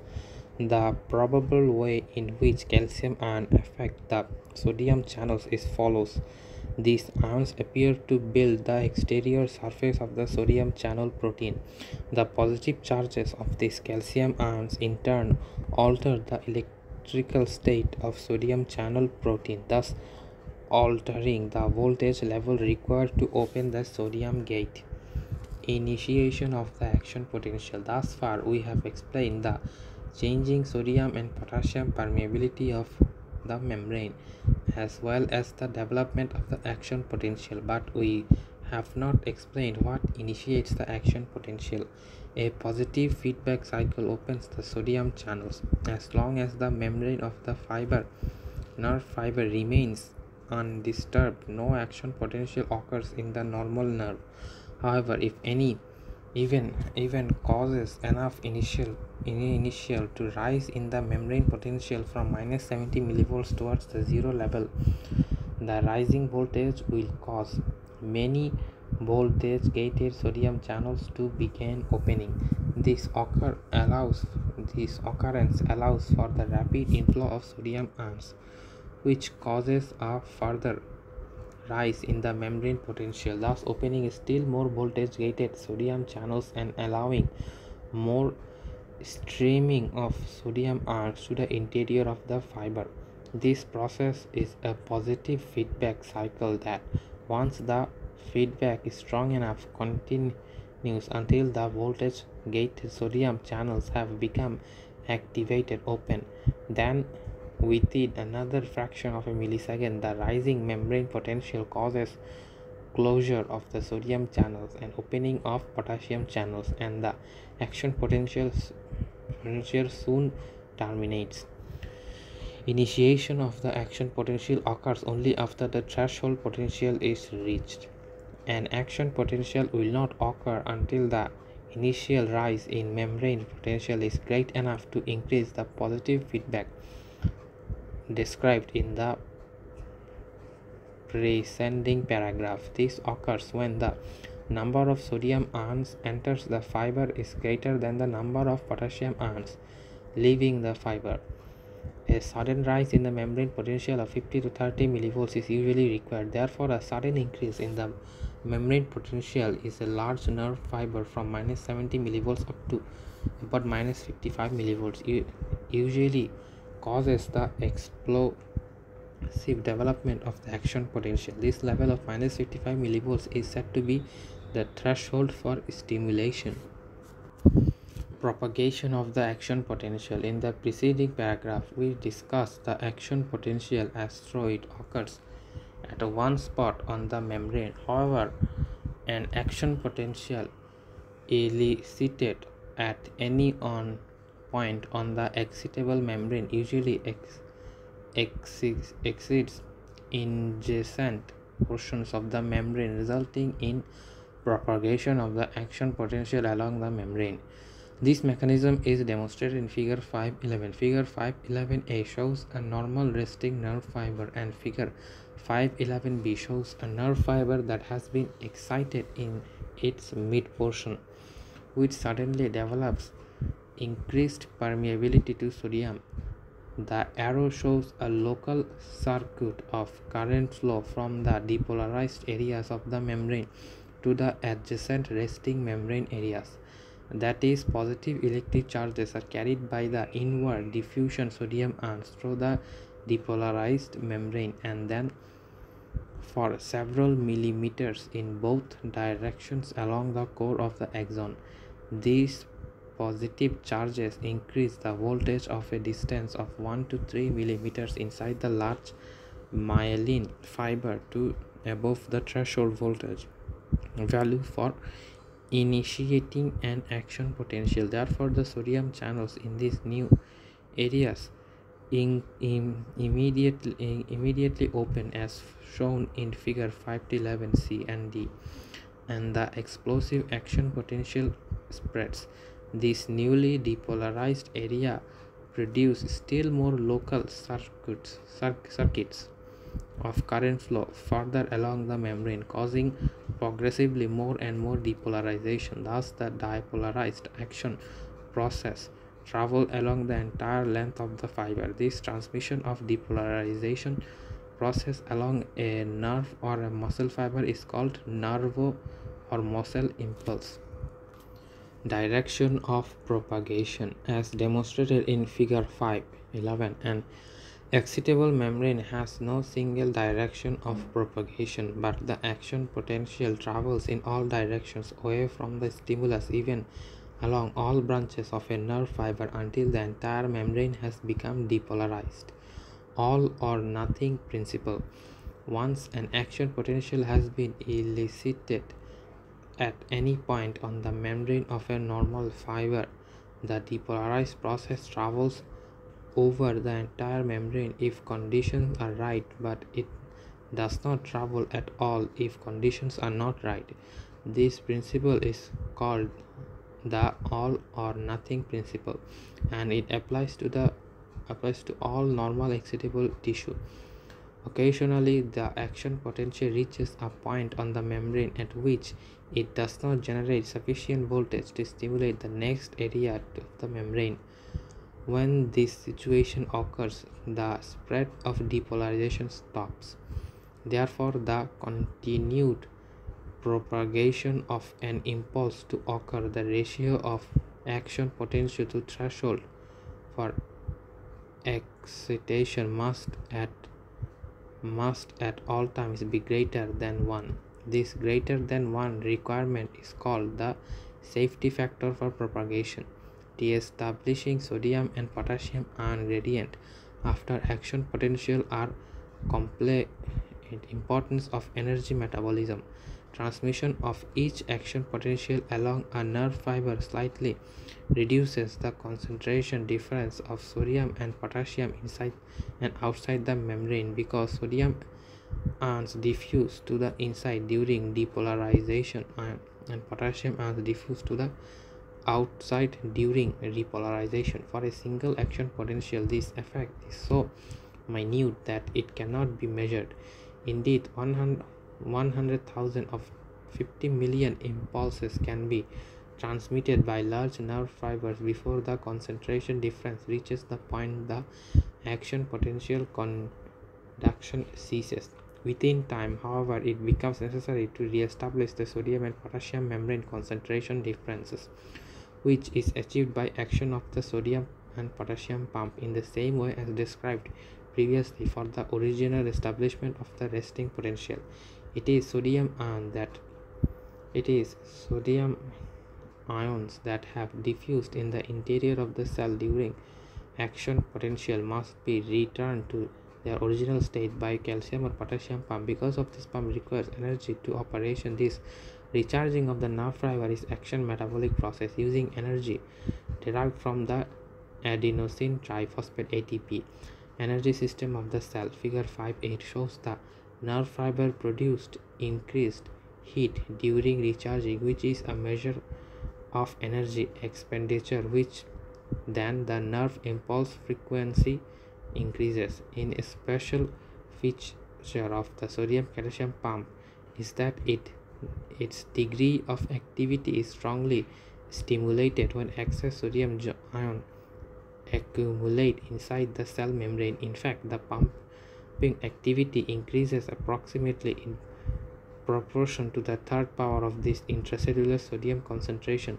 As the internal sodium concentration rises from 10 to 20 MEq per liter, the activity of the pump does not merely double but increases about eightfold. Therefore, it is easy to understand how the recharging process of the nerve fiber can be set up into motion whenever the concentration difference of sodium and potassium ions across the membrane region to run down. Plateau in some action potentials. In some cases, excited membranes does not repolarize immediately after depolarization. Instead, the potential remains on a plateau near the peak of the spike potential for many milliseconds before repolarization begins. Such a plateau is shown in figure 5 to 13. One can readily see that the plateau greatly prolongs the period of depolarization. This type of action potential occurs in heart muscle fibers, where the plateau lasts for as long as 0.2 to 0.3 seconds and causes contraction of the heart muscle to last for the same long period. The cause of the plateau is combination of several factors. First, in heart muscle, two types of channel contribute to the depolarization process. The usual voltage activated sodium channels called fast channels, and the two voltage activation calcium sodium channels, L type calcium channels, which are slow to open and therefore are called slow channels. Opening of fast channels cause the spike portion of the action potential, whereas the prolonged opening of the slow calcium sodium channels mainly allow calcium ions to enter the fiber, which is largely responsible for plateau portion of the action potential.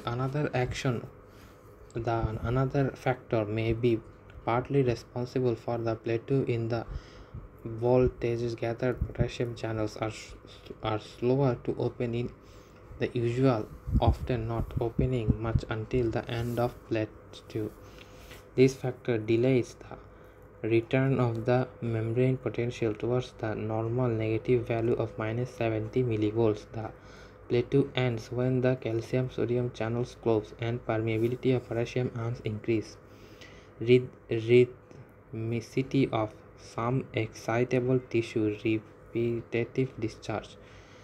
Repetitive self-induced discharge occurs normally in the heart, in most smooth muscles, and in many of the neurons of the central nervous system. This rhythmical discharge causes the following: 1. Rhythmic beat of the heart, rhythmical peristalsis of intestines, and 3. Neural events such as the rhythmical control of breathing. In addition, almost all other excitable tissue can discharge repeatedly if the threshold for simultaneous of the tissue cells is reduced to a low enough level.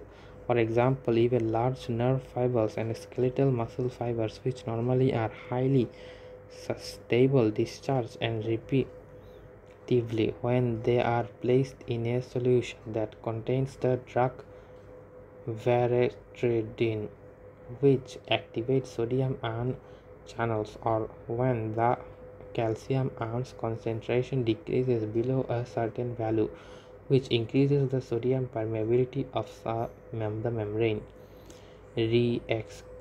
Re-excitation process necessary for spontaneous rhythmicity. So, rhythmic beat of the heart, rhythmic peristalsis of intestine, and neural events such as the rhythmical control of breathing. In addition, almost all other excitable tissues can discharge repetitively in the threshold for a stimulation of the tissue cells in reduced to a low enough level. For example, even large nerve fibers and skeletal muscle fibers, which normally are highly stable, discharge repeatedly when they are placed in a solution that contains the drug veratridine, which activates sodium ion channels, or when the calcium ion concentration decreases below the certain value, which increases the sodium permeability of the membrane. Re-excitation process necessary for spontaneous rhythmicity.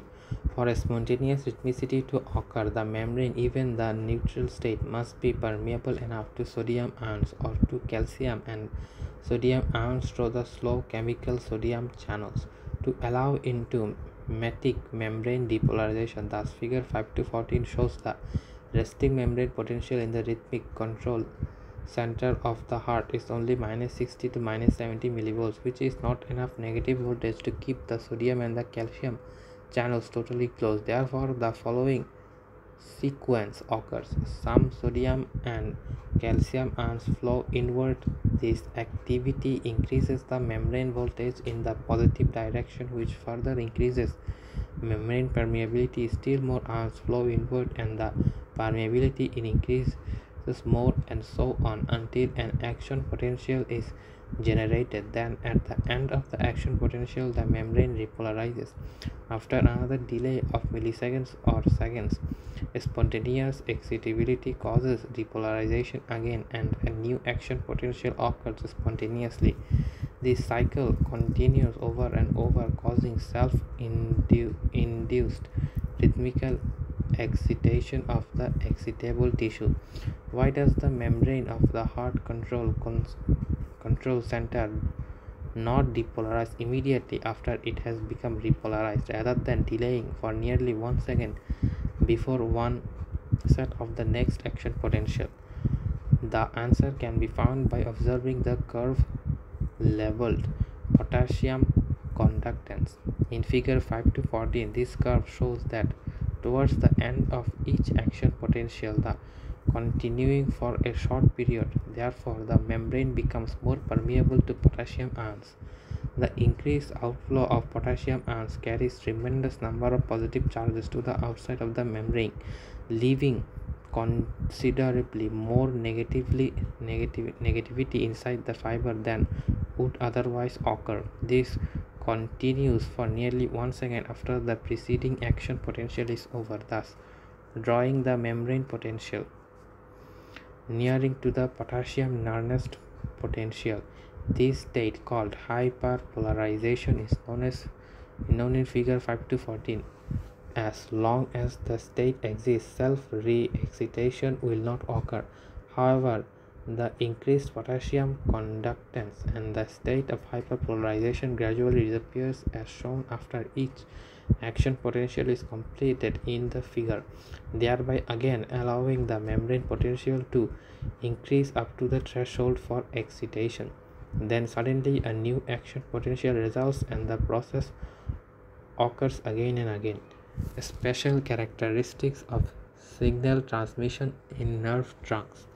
Myelinated and unmyelinated nerve fibers. Figure 5 to 115 shows a cross section of typical small nerves, revealing many large nerve fibers that constitute most of the cross section area. However, a more careful look reveals many more small fibers lying between the large ones. The large fibers are myelinated and the small ones are unmyelinated. The average nerve trunk consists about twice as many as unmyelinated fibers as myelinated fibers.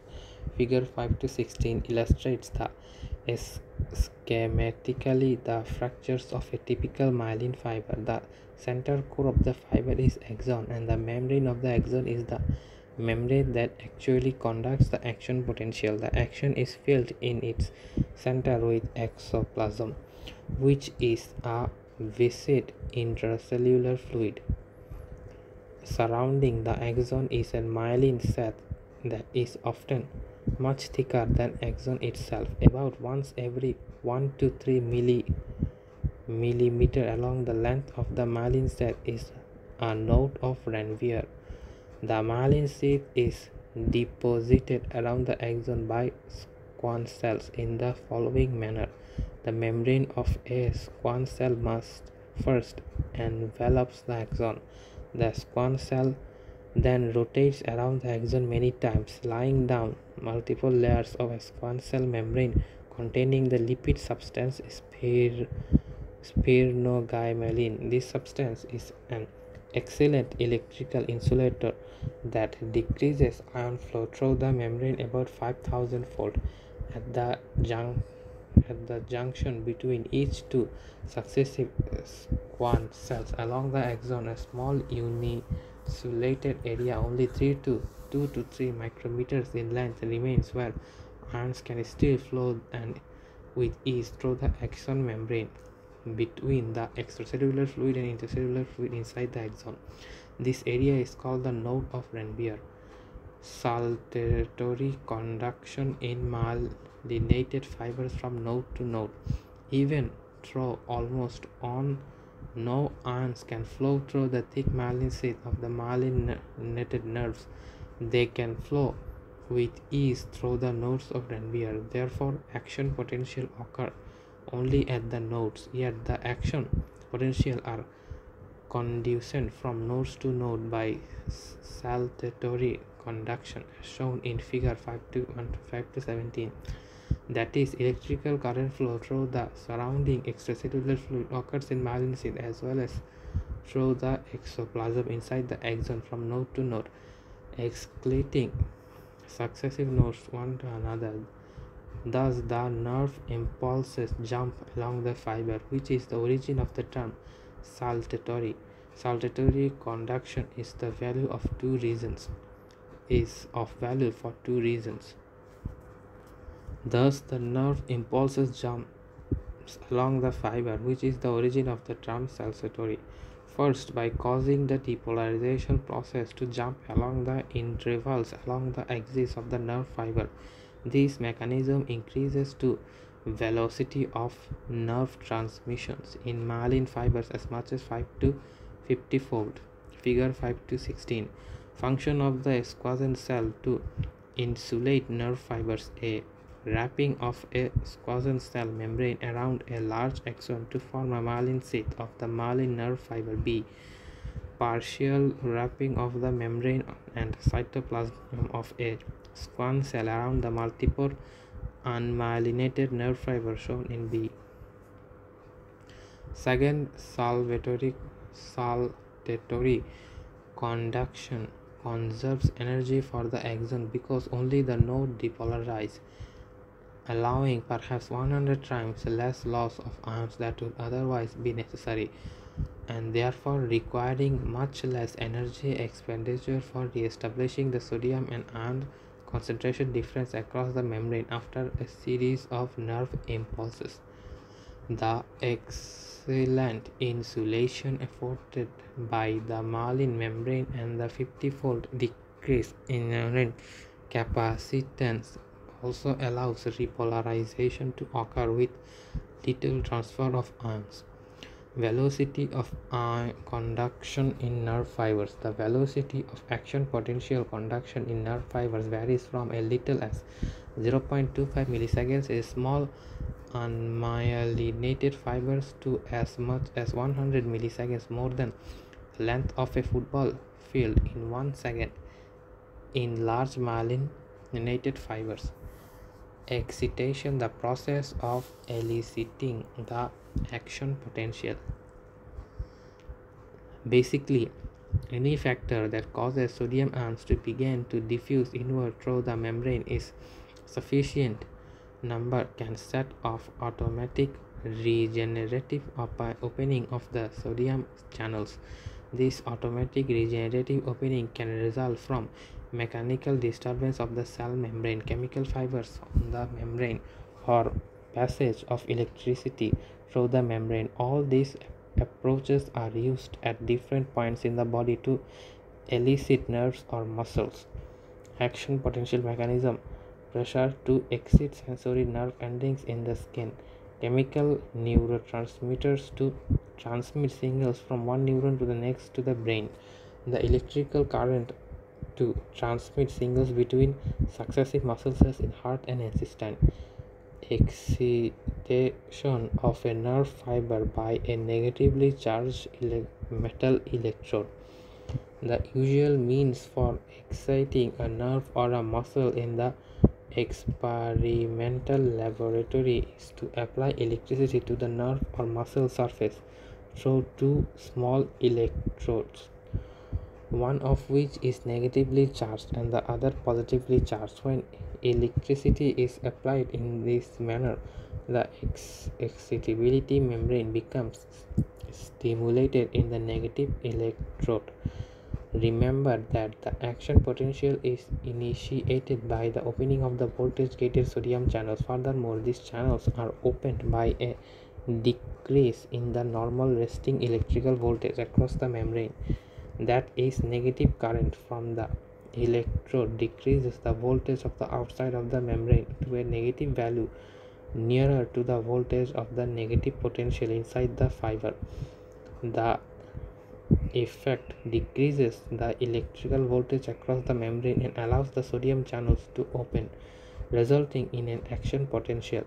Conversely, at the positive electrode, the injection of positive charges on the outside of the nerve membrane heightens the voltage differentiate across the membrane rather than lessening it. It affects cause a state of hyperpolarization, which actually decreases the excitability of the fiber rather than causing an action potential. Threshold for excitation and acute local panic intervals.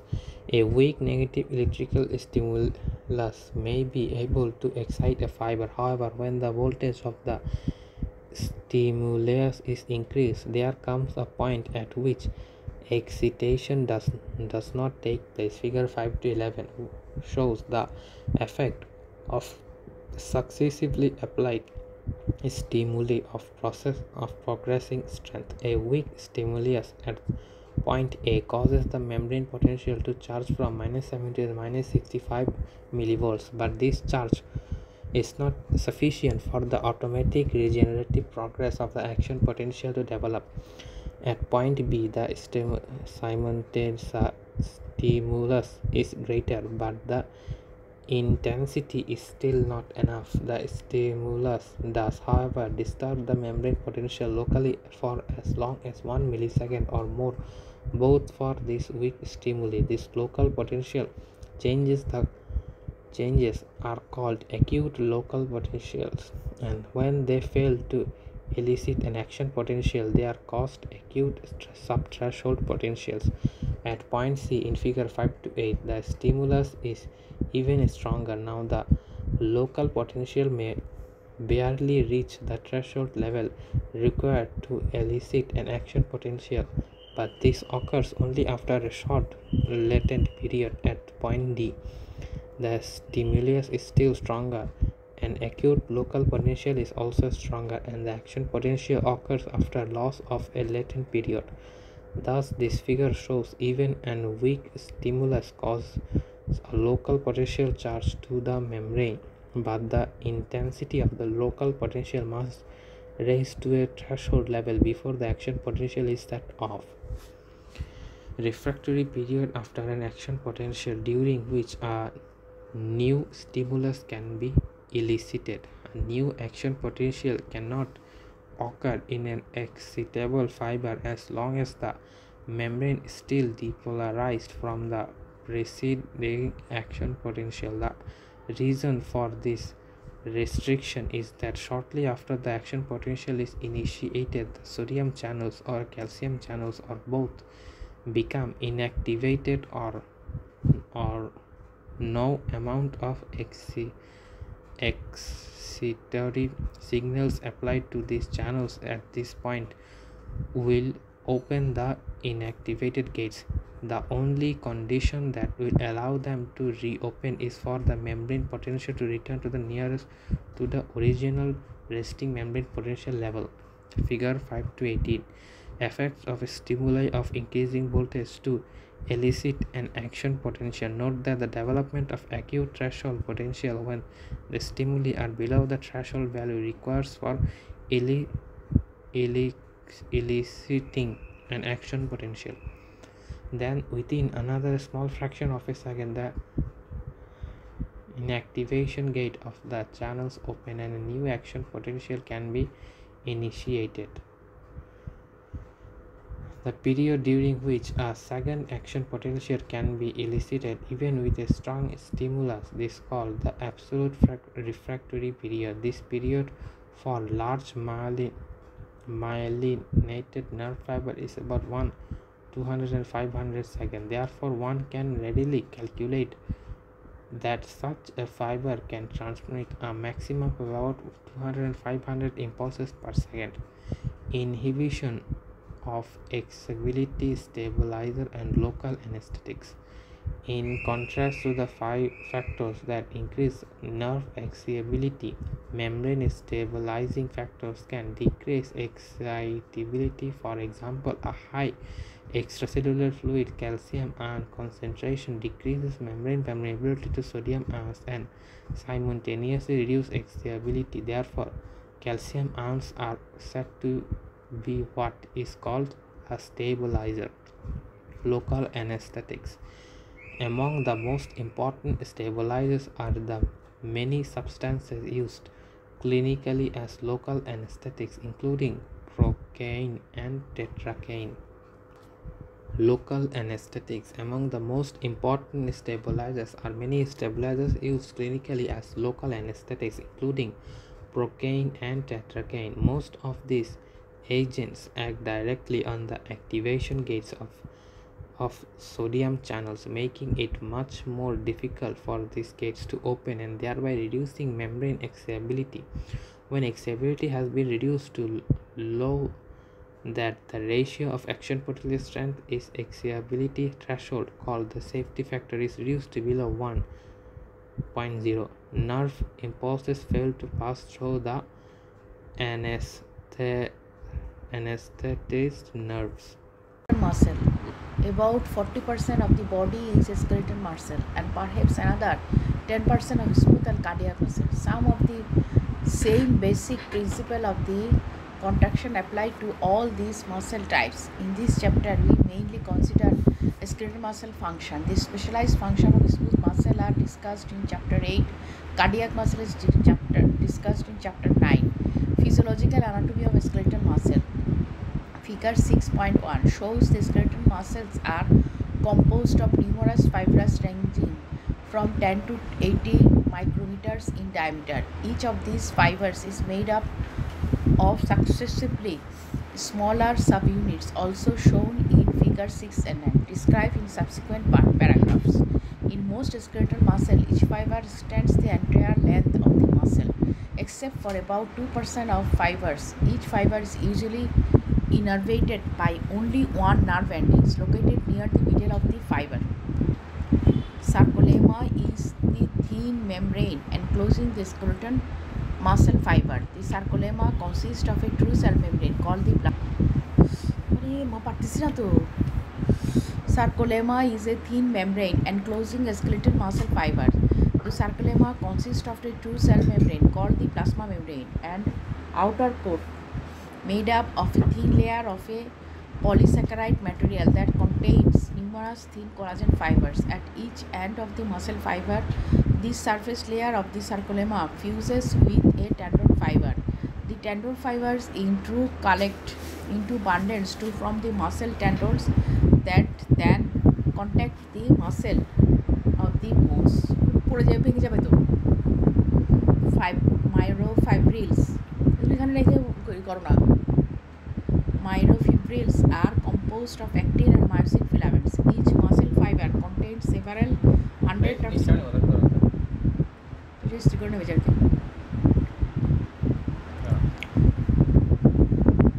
The sarcolemma consists of two cell membrane called the plasma membrane and outer coat made up of thin layer of polysaccharide material that contains numerous thin collagen fibers at each end of the muscle fiber. The surface layer of the sarcolemma fuses with the tendon fiber. The tendon fibers in turn collect the bundles to form the muscle tendons that then connect the muscle of the bones. Myofibrils are composed of actin and myosin filaments. Each muscle's fiber contains several hundred of several thousand myofibrils, which are illustrated in the cross-sectional view.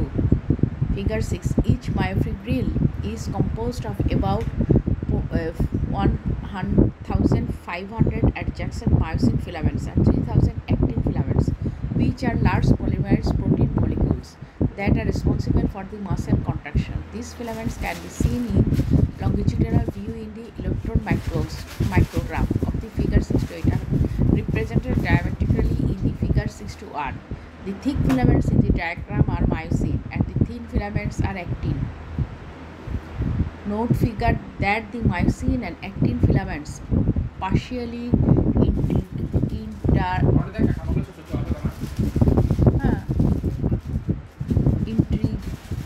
interdigitate and thus cause the myofibrils to have the alternate light and dark bands.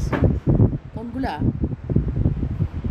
ডাকতে ডাকতে কাজ কালকে ছাড়া সময় নাই কিন্তু I bands because they are at the isotonic to polarized light.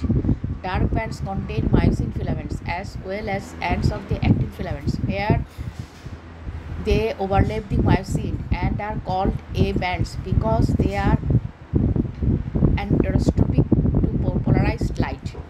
Note also the small projection from the side of the myosin filaments. These projections are cross bridge. It is the interaction between these cross bridge and the actin filaments and the cause contraction. Figure 6 to 1 also shows that the ends of the actin filaments are attached to a jet disc. From these discs, these filaments extends in both directions to integrate with the myosin filaments. The jet disc, which is composed of filamentous proteins different from the actin and myosin filaments, passes crosswise across the myofibril and also crosswise from the myofibril to myofibril, attaching the myofibrils to one another all the way across the muscle fiber. Therefore, the entire muscle fiber has light and dark bands, as do the individual myofibrils. These bands give a skeleton and cardiac muscle their straight appearance. The portion of the myofibril or of the whole muscle fiber that lies between two successive Z-discs is called a sarcomere.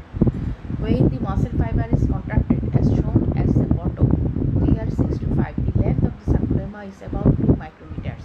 At this length, the actin filaments completely overlap the myosin filaments, and the tips of the actin filaments are just beginning to overlap one another. As discussed later, at this length, the muscle is capable of generating its greatest force of contraction. Titin filamentous molecules keep the myosin and actin filaments in place. The side-by-side relationship between the myosin and actin filaments is maintained by a large number of filamentous molecules of a protein called titin. Each titin molecule has a molecular weight of about 3 million, which makes it one of the largest protein molecules in the body. Also, because it is filamentous, it is very springy.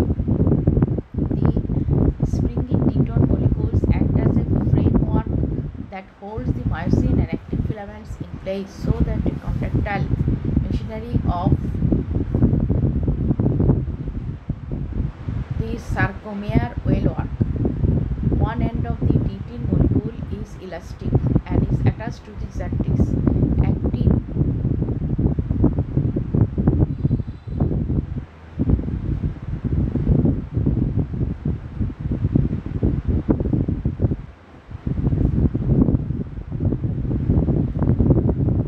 molecule also act as the template from the initial form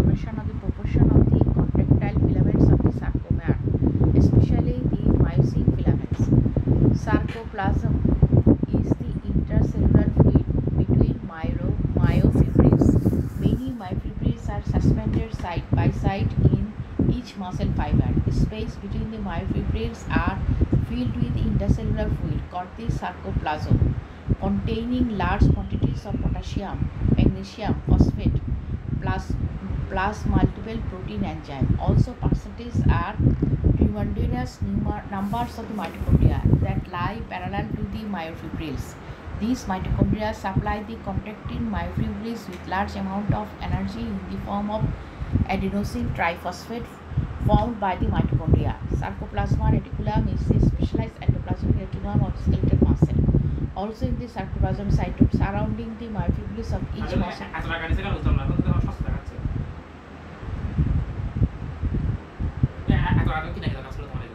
কোথায় সস্তা যাচ্ছে কোথায় 200 টাকা ও কোথায় দেখছে হাঁটুর উপরে কোথায় এটা হলুদ না তো ও তো খাদি কালার ওটা আর কি হ্যাঁ মায়োফিব্রিলস ওগুলো আর ওগুলো একই না তো ওগুলো তো সব খারাপ কাপড়গুলো দেখছো কত ভালো Sarcoplasm is the intercellular fluid between the myofibrils. Many myofibrils are suspended side by side in each muscle fiber. This space between the myofibrils are filled with intercellular fluid called the sarcoplasm, containing large quantities of potassium, magnesium, and phosphate, plus multiple protein enzyme. Also present are tremendous numbers of mitochondria that lie parallel to the myofibrils. These mitochondria supply the contracting myofibrils with large amounts of energy in the form of adenosine triphosphate formed by the mitochondria. Sarcoplasmic reticulum is a specialized endoplasmic reticulum of skeletal muscle. Also, the sarcoplasm surrounding the myofibrils of each muscle fiber is the extensive reticulum called the sarcoplasmic reticulum. This reticulum has a special organization that is extremely important in regulating calcium storage, realize the reuptake, and therefore muscle contraction. As discussed in chapter 7, the rapidly contracting type of muscle fibers have especially extensive sarcoplasmic reticulum. General mechanism of muscle contraction. The initiation of execution of muscle contraction occur in the following sequential steps. An action potential travels along a motor nerve to its ending on muscle fibers. At each ending, the nerve circulates a small amount of the neurotransmitter acetylcholine. Acetylcholine acts on a local area of the muscle fiber membrane to open the acetylcholine gated cation channels through protein molecules floating in the membrane. The opening of the acetylcholine gated channel allows large quantities of sodium ions to diffuse to the interior of the muscle fiber membrane. This action causes a local depolarization that in turn lead to the opening of the voltage gated sodium channels, which initiate an action potential at the membrane. The action potential travels along the muscle fiber membrane in the same way that action potential travel along nerve fiber membranes. The action potential depolarizes the muscle membrane, and much of the action potential electricity flows through the center of the muscle fiber. Here it causes the sarcoplasmic reticulum to release large quantities of calcium ions that have been stored within this reticulum.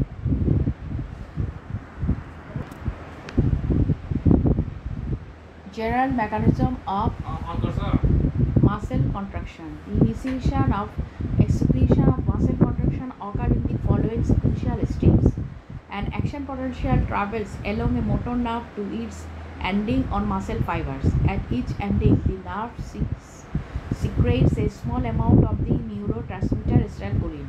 Acetylcholine acts on a local area of the muscle fiber membrane to open the acetylcholine gated cation channel through protein molecules floating in the membrane. The opening of the acetylcholine gated channels allows large quantities of sodium ions to diffuse to interior of the muscle fiber membrane. This action causes a local depolarization that in turn leads to the opening of the voltage gated sodium channels, which initiate an action potential at the membrane. The action potential travels along the muscle fiber membrane in the same way. The action potential travel along nerve fiber membranes. The action potential repolarize the muscle membrane, and much of the action potential flows through the center of the muscle fiber. Here it causes the sarcoplasmic reticulum to release large quantity of calcium ions that have been stored within this reticulum. The calcium ions initiate attractive forces between the axin and myosin filaments, causing them to side analogs each other, which is the contractile process. After a fraction of a second, the calcium ions are pumped back into the sarcoplasmic reticulum by a calcium membrane pump and remain stored in the reticulum until a new muscle action potential comes along. This removal of calcium ions from the myofibril causes the muscle contraction to ceases. We now describe the molecular mechanism of the muscle contractor process. Molecular mechanism of muscle contraction. Muscle contraction occurs by a sliding filaments mechanism. Demonstrate the basic mechanism of muscle contraction. It shows the relaxed state of sarcomere top and the contractile state bottom. In the relaxed state, the ends of the actin filaments extending from two successive jet discs barely overlap one another. Conversely, in the contracted state, these actin filaments have been pulled inward among the myosin filaments, so their ends overlap one another to their maximum extent. Also, the Z discs have been pulled by the action filaments up to the end of the myosin filaments. Thus, muscle contraction occurs by sliding filament mechanism. But what causes the actin filaments to slide inward among the myosin filaments? This action is caused by force generated by the interaction of the cross bridge from the myosin filaments with the actin filaments. Under resting condition, these forces are inactive, but where the action potential travels along the muscle fibers, this causes the sarcoplasmic reticulum to release large quantities of calcium ions that repeatedly surround the myofibrils. The calcium ions in turn activated the force between the myosin and actin filaments, and the contraction begins. However, energy is needed for the contractile process to proceed. This energy comes from high energy bonds in the ATP molecule, which is degraded to adenosine diphosphate to liberate the energy. In the next few sections, we describe this molecular process of contraction. Molecular characteristic of the contractile filaments. Myosin filaments are composed of multiple myosin molecules. Each of the myosin molecules shown in has a molecular weight of about 4,800.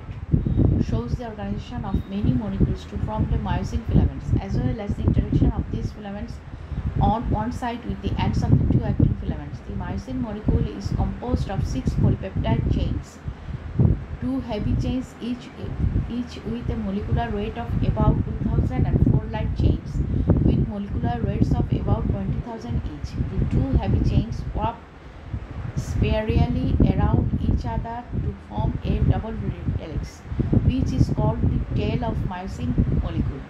One end of these chains is folded bilaterally into a globular polypeptide structure called a myosin head. Thus, there are 2 free heads at one end of the double helix myosin molecule. The 4 light chains are also part of the myosin head, 2 to each head. These light chains help control the function of the head during muscle contraction. The myosin filaments is made up of 200 or more individual myosin molecules. The central portion of one of these filaments is shown in figure 6 to 6b, displayed in tails of myosin molecules bundled together to form the body of the filaments, while many heads of the molecule hang outward to the side of the body, also the part of the body. Each myosin molecule hangs to the side along with the head, thus providing an arm that extended the head outward from the body, as shown in figure.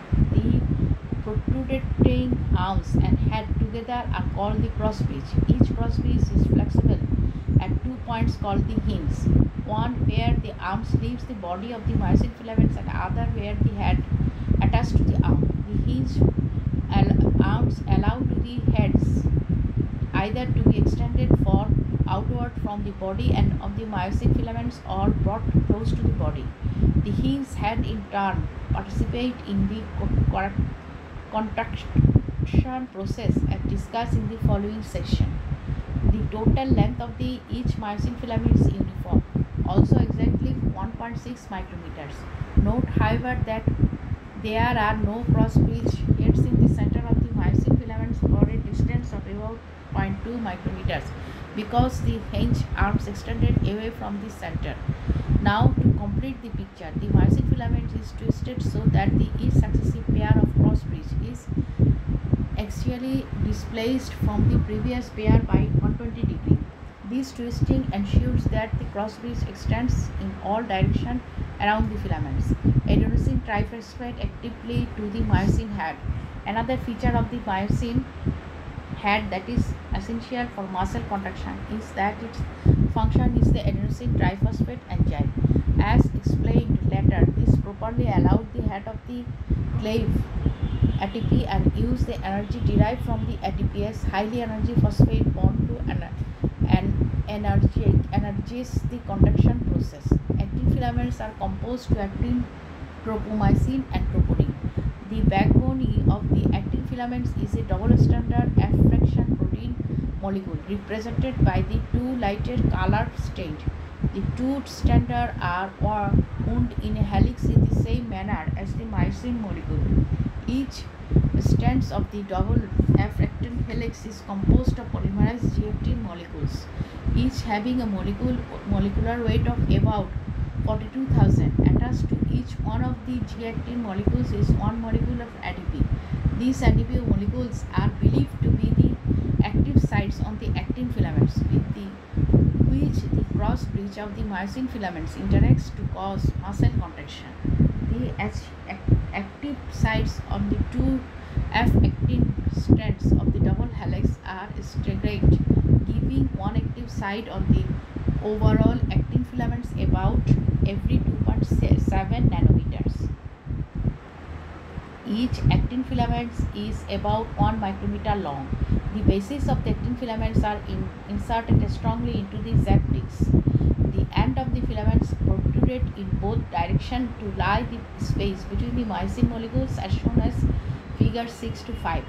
Tropomyosin molecules. The actin filaments also contains another protein, tropomyosin. Each molecule of the tropomyosin has a molecular weight of 70,000 and a length of 40 nanometers. These molecules are wrapped springly around the side of the F-actin helix.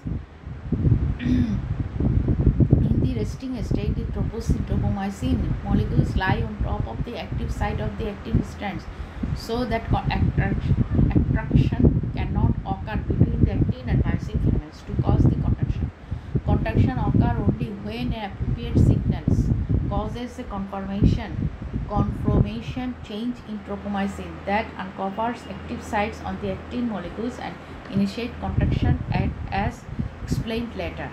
Troponin and its role in muscle contraction. Attached intermittently along the side of the tropomyosin molecules are additional protein molecules called the troponin.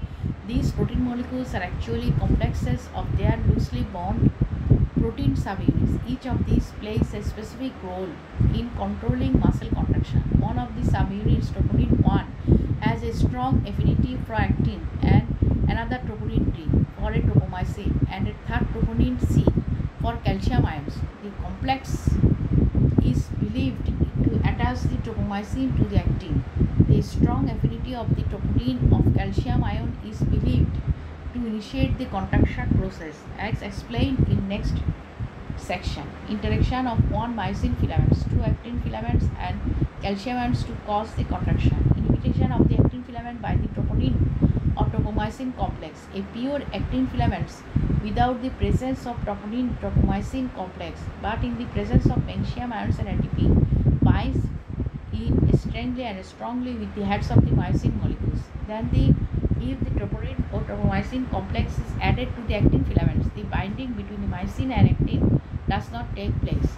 Therefore, it is believed that the active sites on the normal actin filaments of the relaxed muscle are inhibited or physically covered by the troponin tropomyosin complex.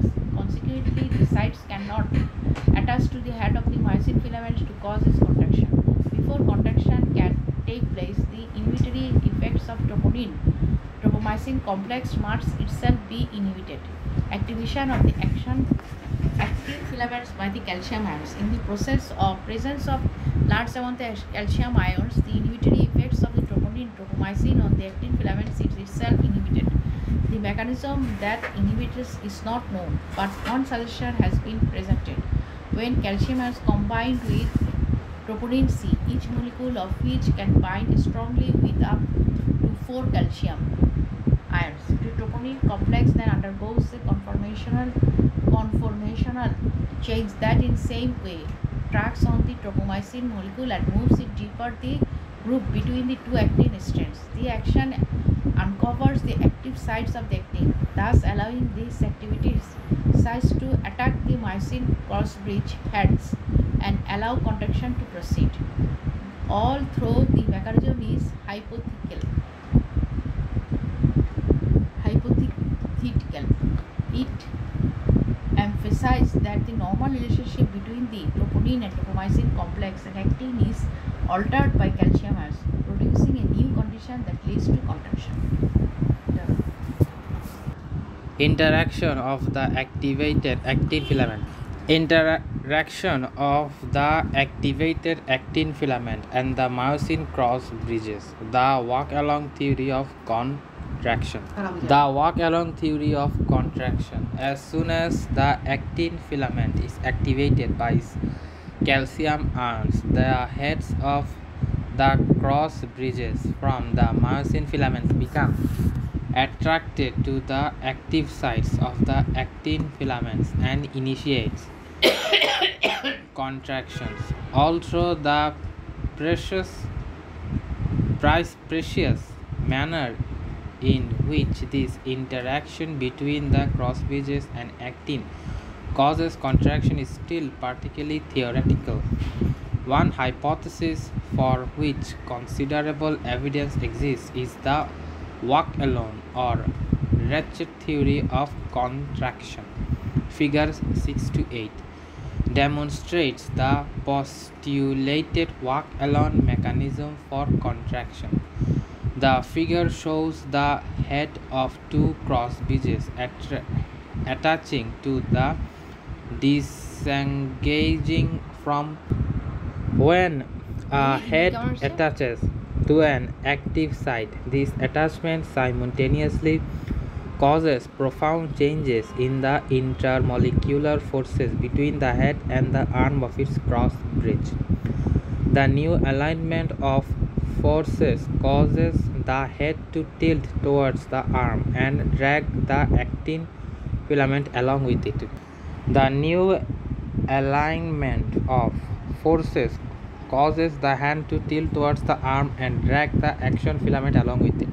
The new alignment of forces causes the head to tilt towards the arm to drag action filament along with it. This tilt of the head is called the power stroke. Immediately after tilting, the head then automatically breaks away from the active side. Next, the head returns to its extended direction. In this position, it combines with a new active site further down along the actin filament. The head then tilts again to cause a new power stroke, and the actin filament moves another step. Thus, the head of the cross bridge bent back and forth, and step by step walk along the actin filament, pulling the ends of the two successive actin filaments towards the center of the myosin filament. Each of the cross bridges is believed to operate independently of all the other, with each attaching and pulling in a continuous repeated cycle. Therefore, the greater the number of cross bridges in contact with the actin filament at any given time, the greater force of contraction. ATP is the energy source for contraction. Chemical events in the motion of the myosin head When a muscle contracts, work is performed and energy is required. Large amounts of ATP are cleaved from ADP during the contraction process, and the more work performed by the muscles, the more ATP that is cleaved.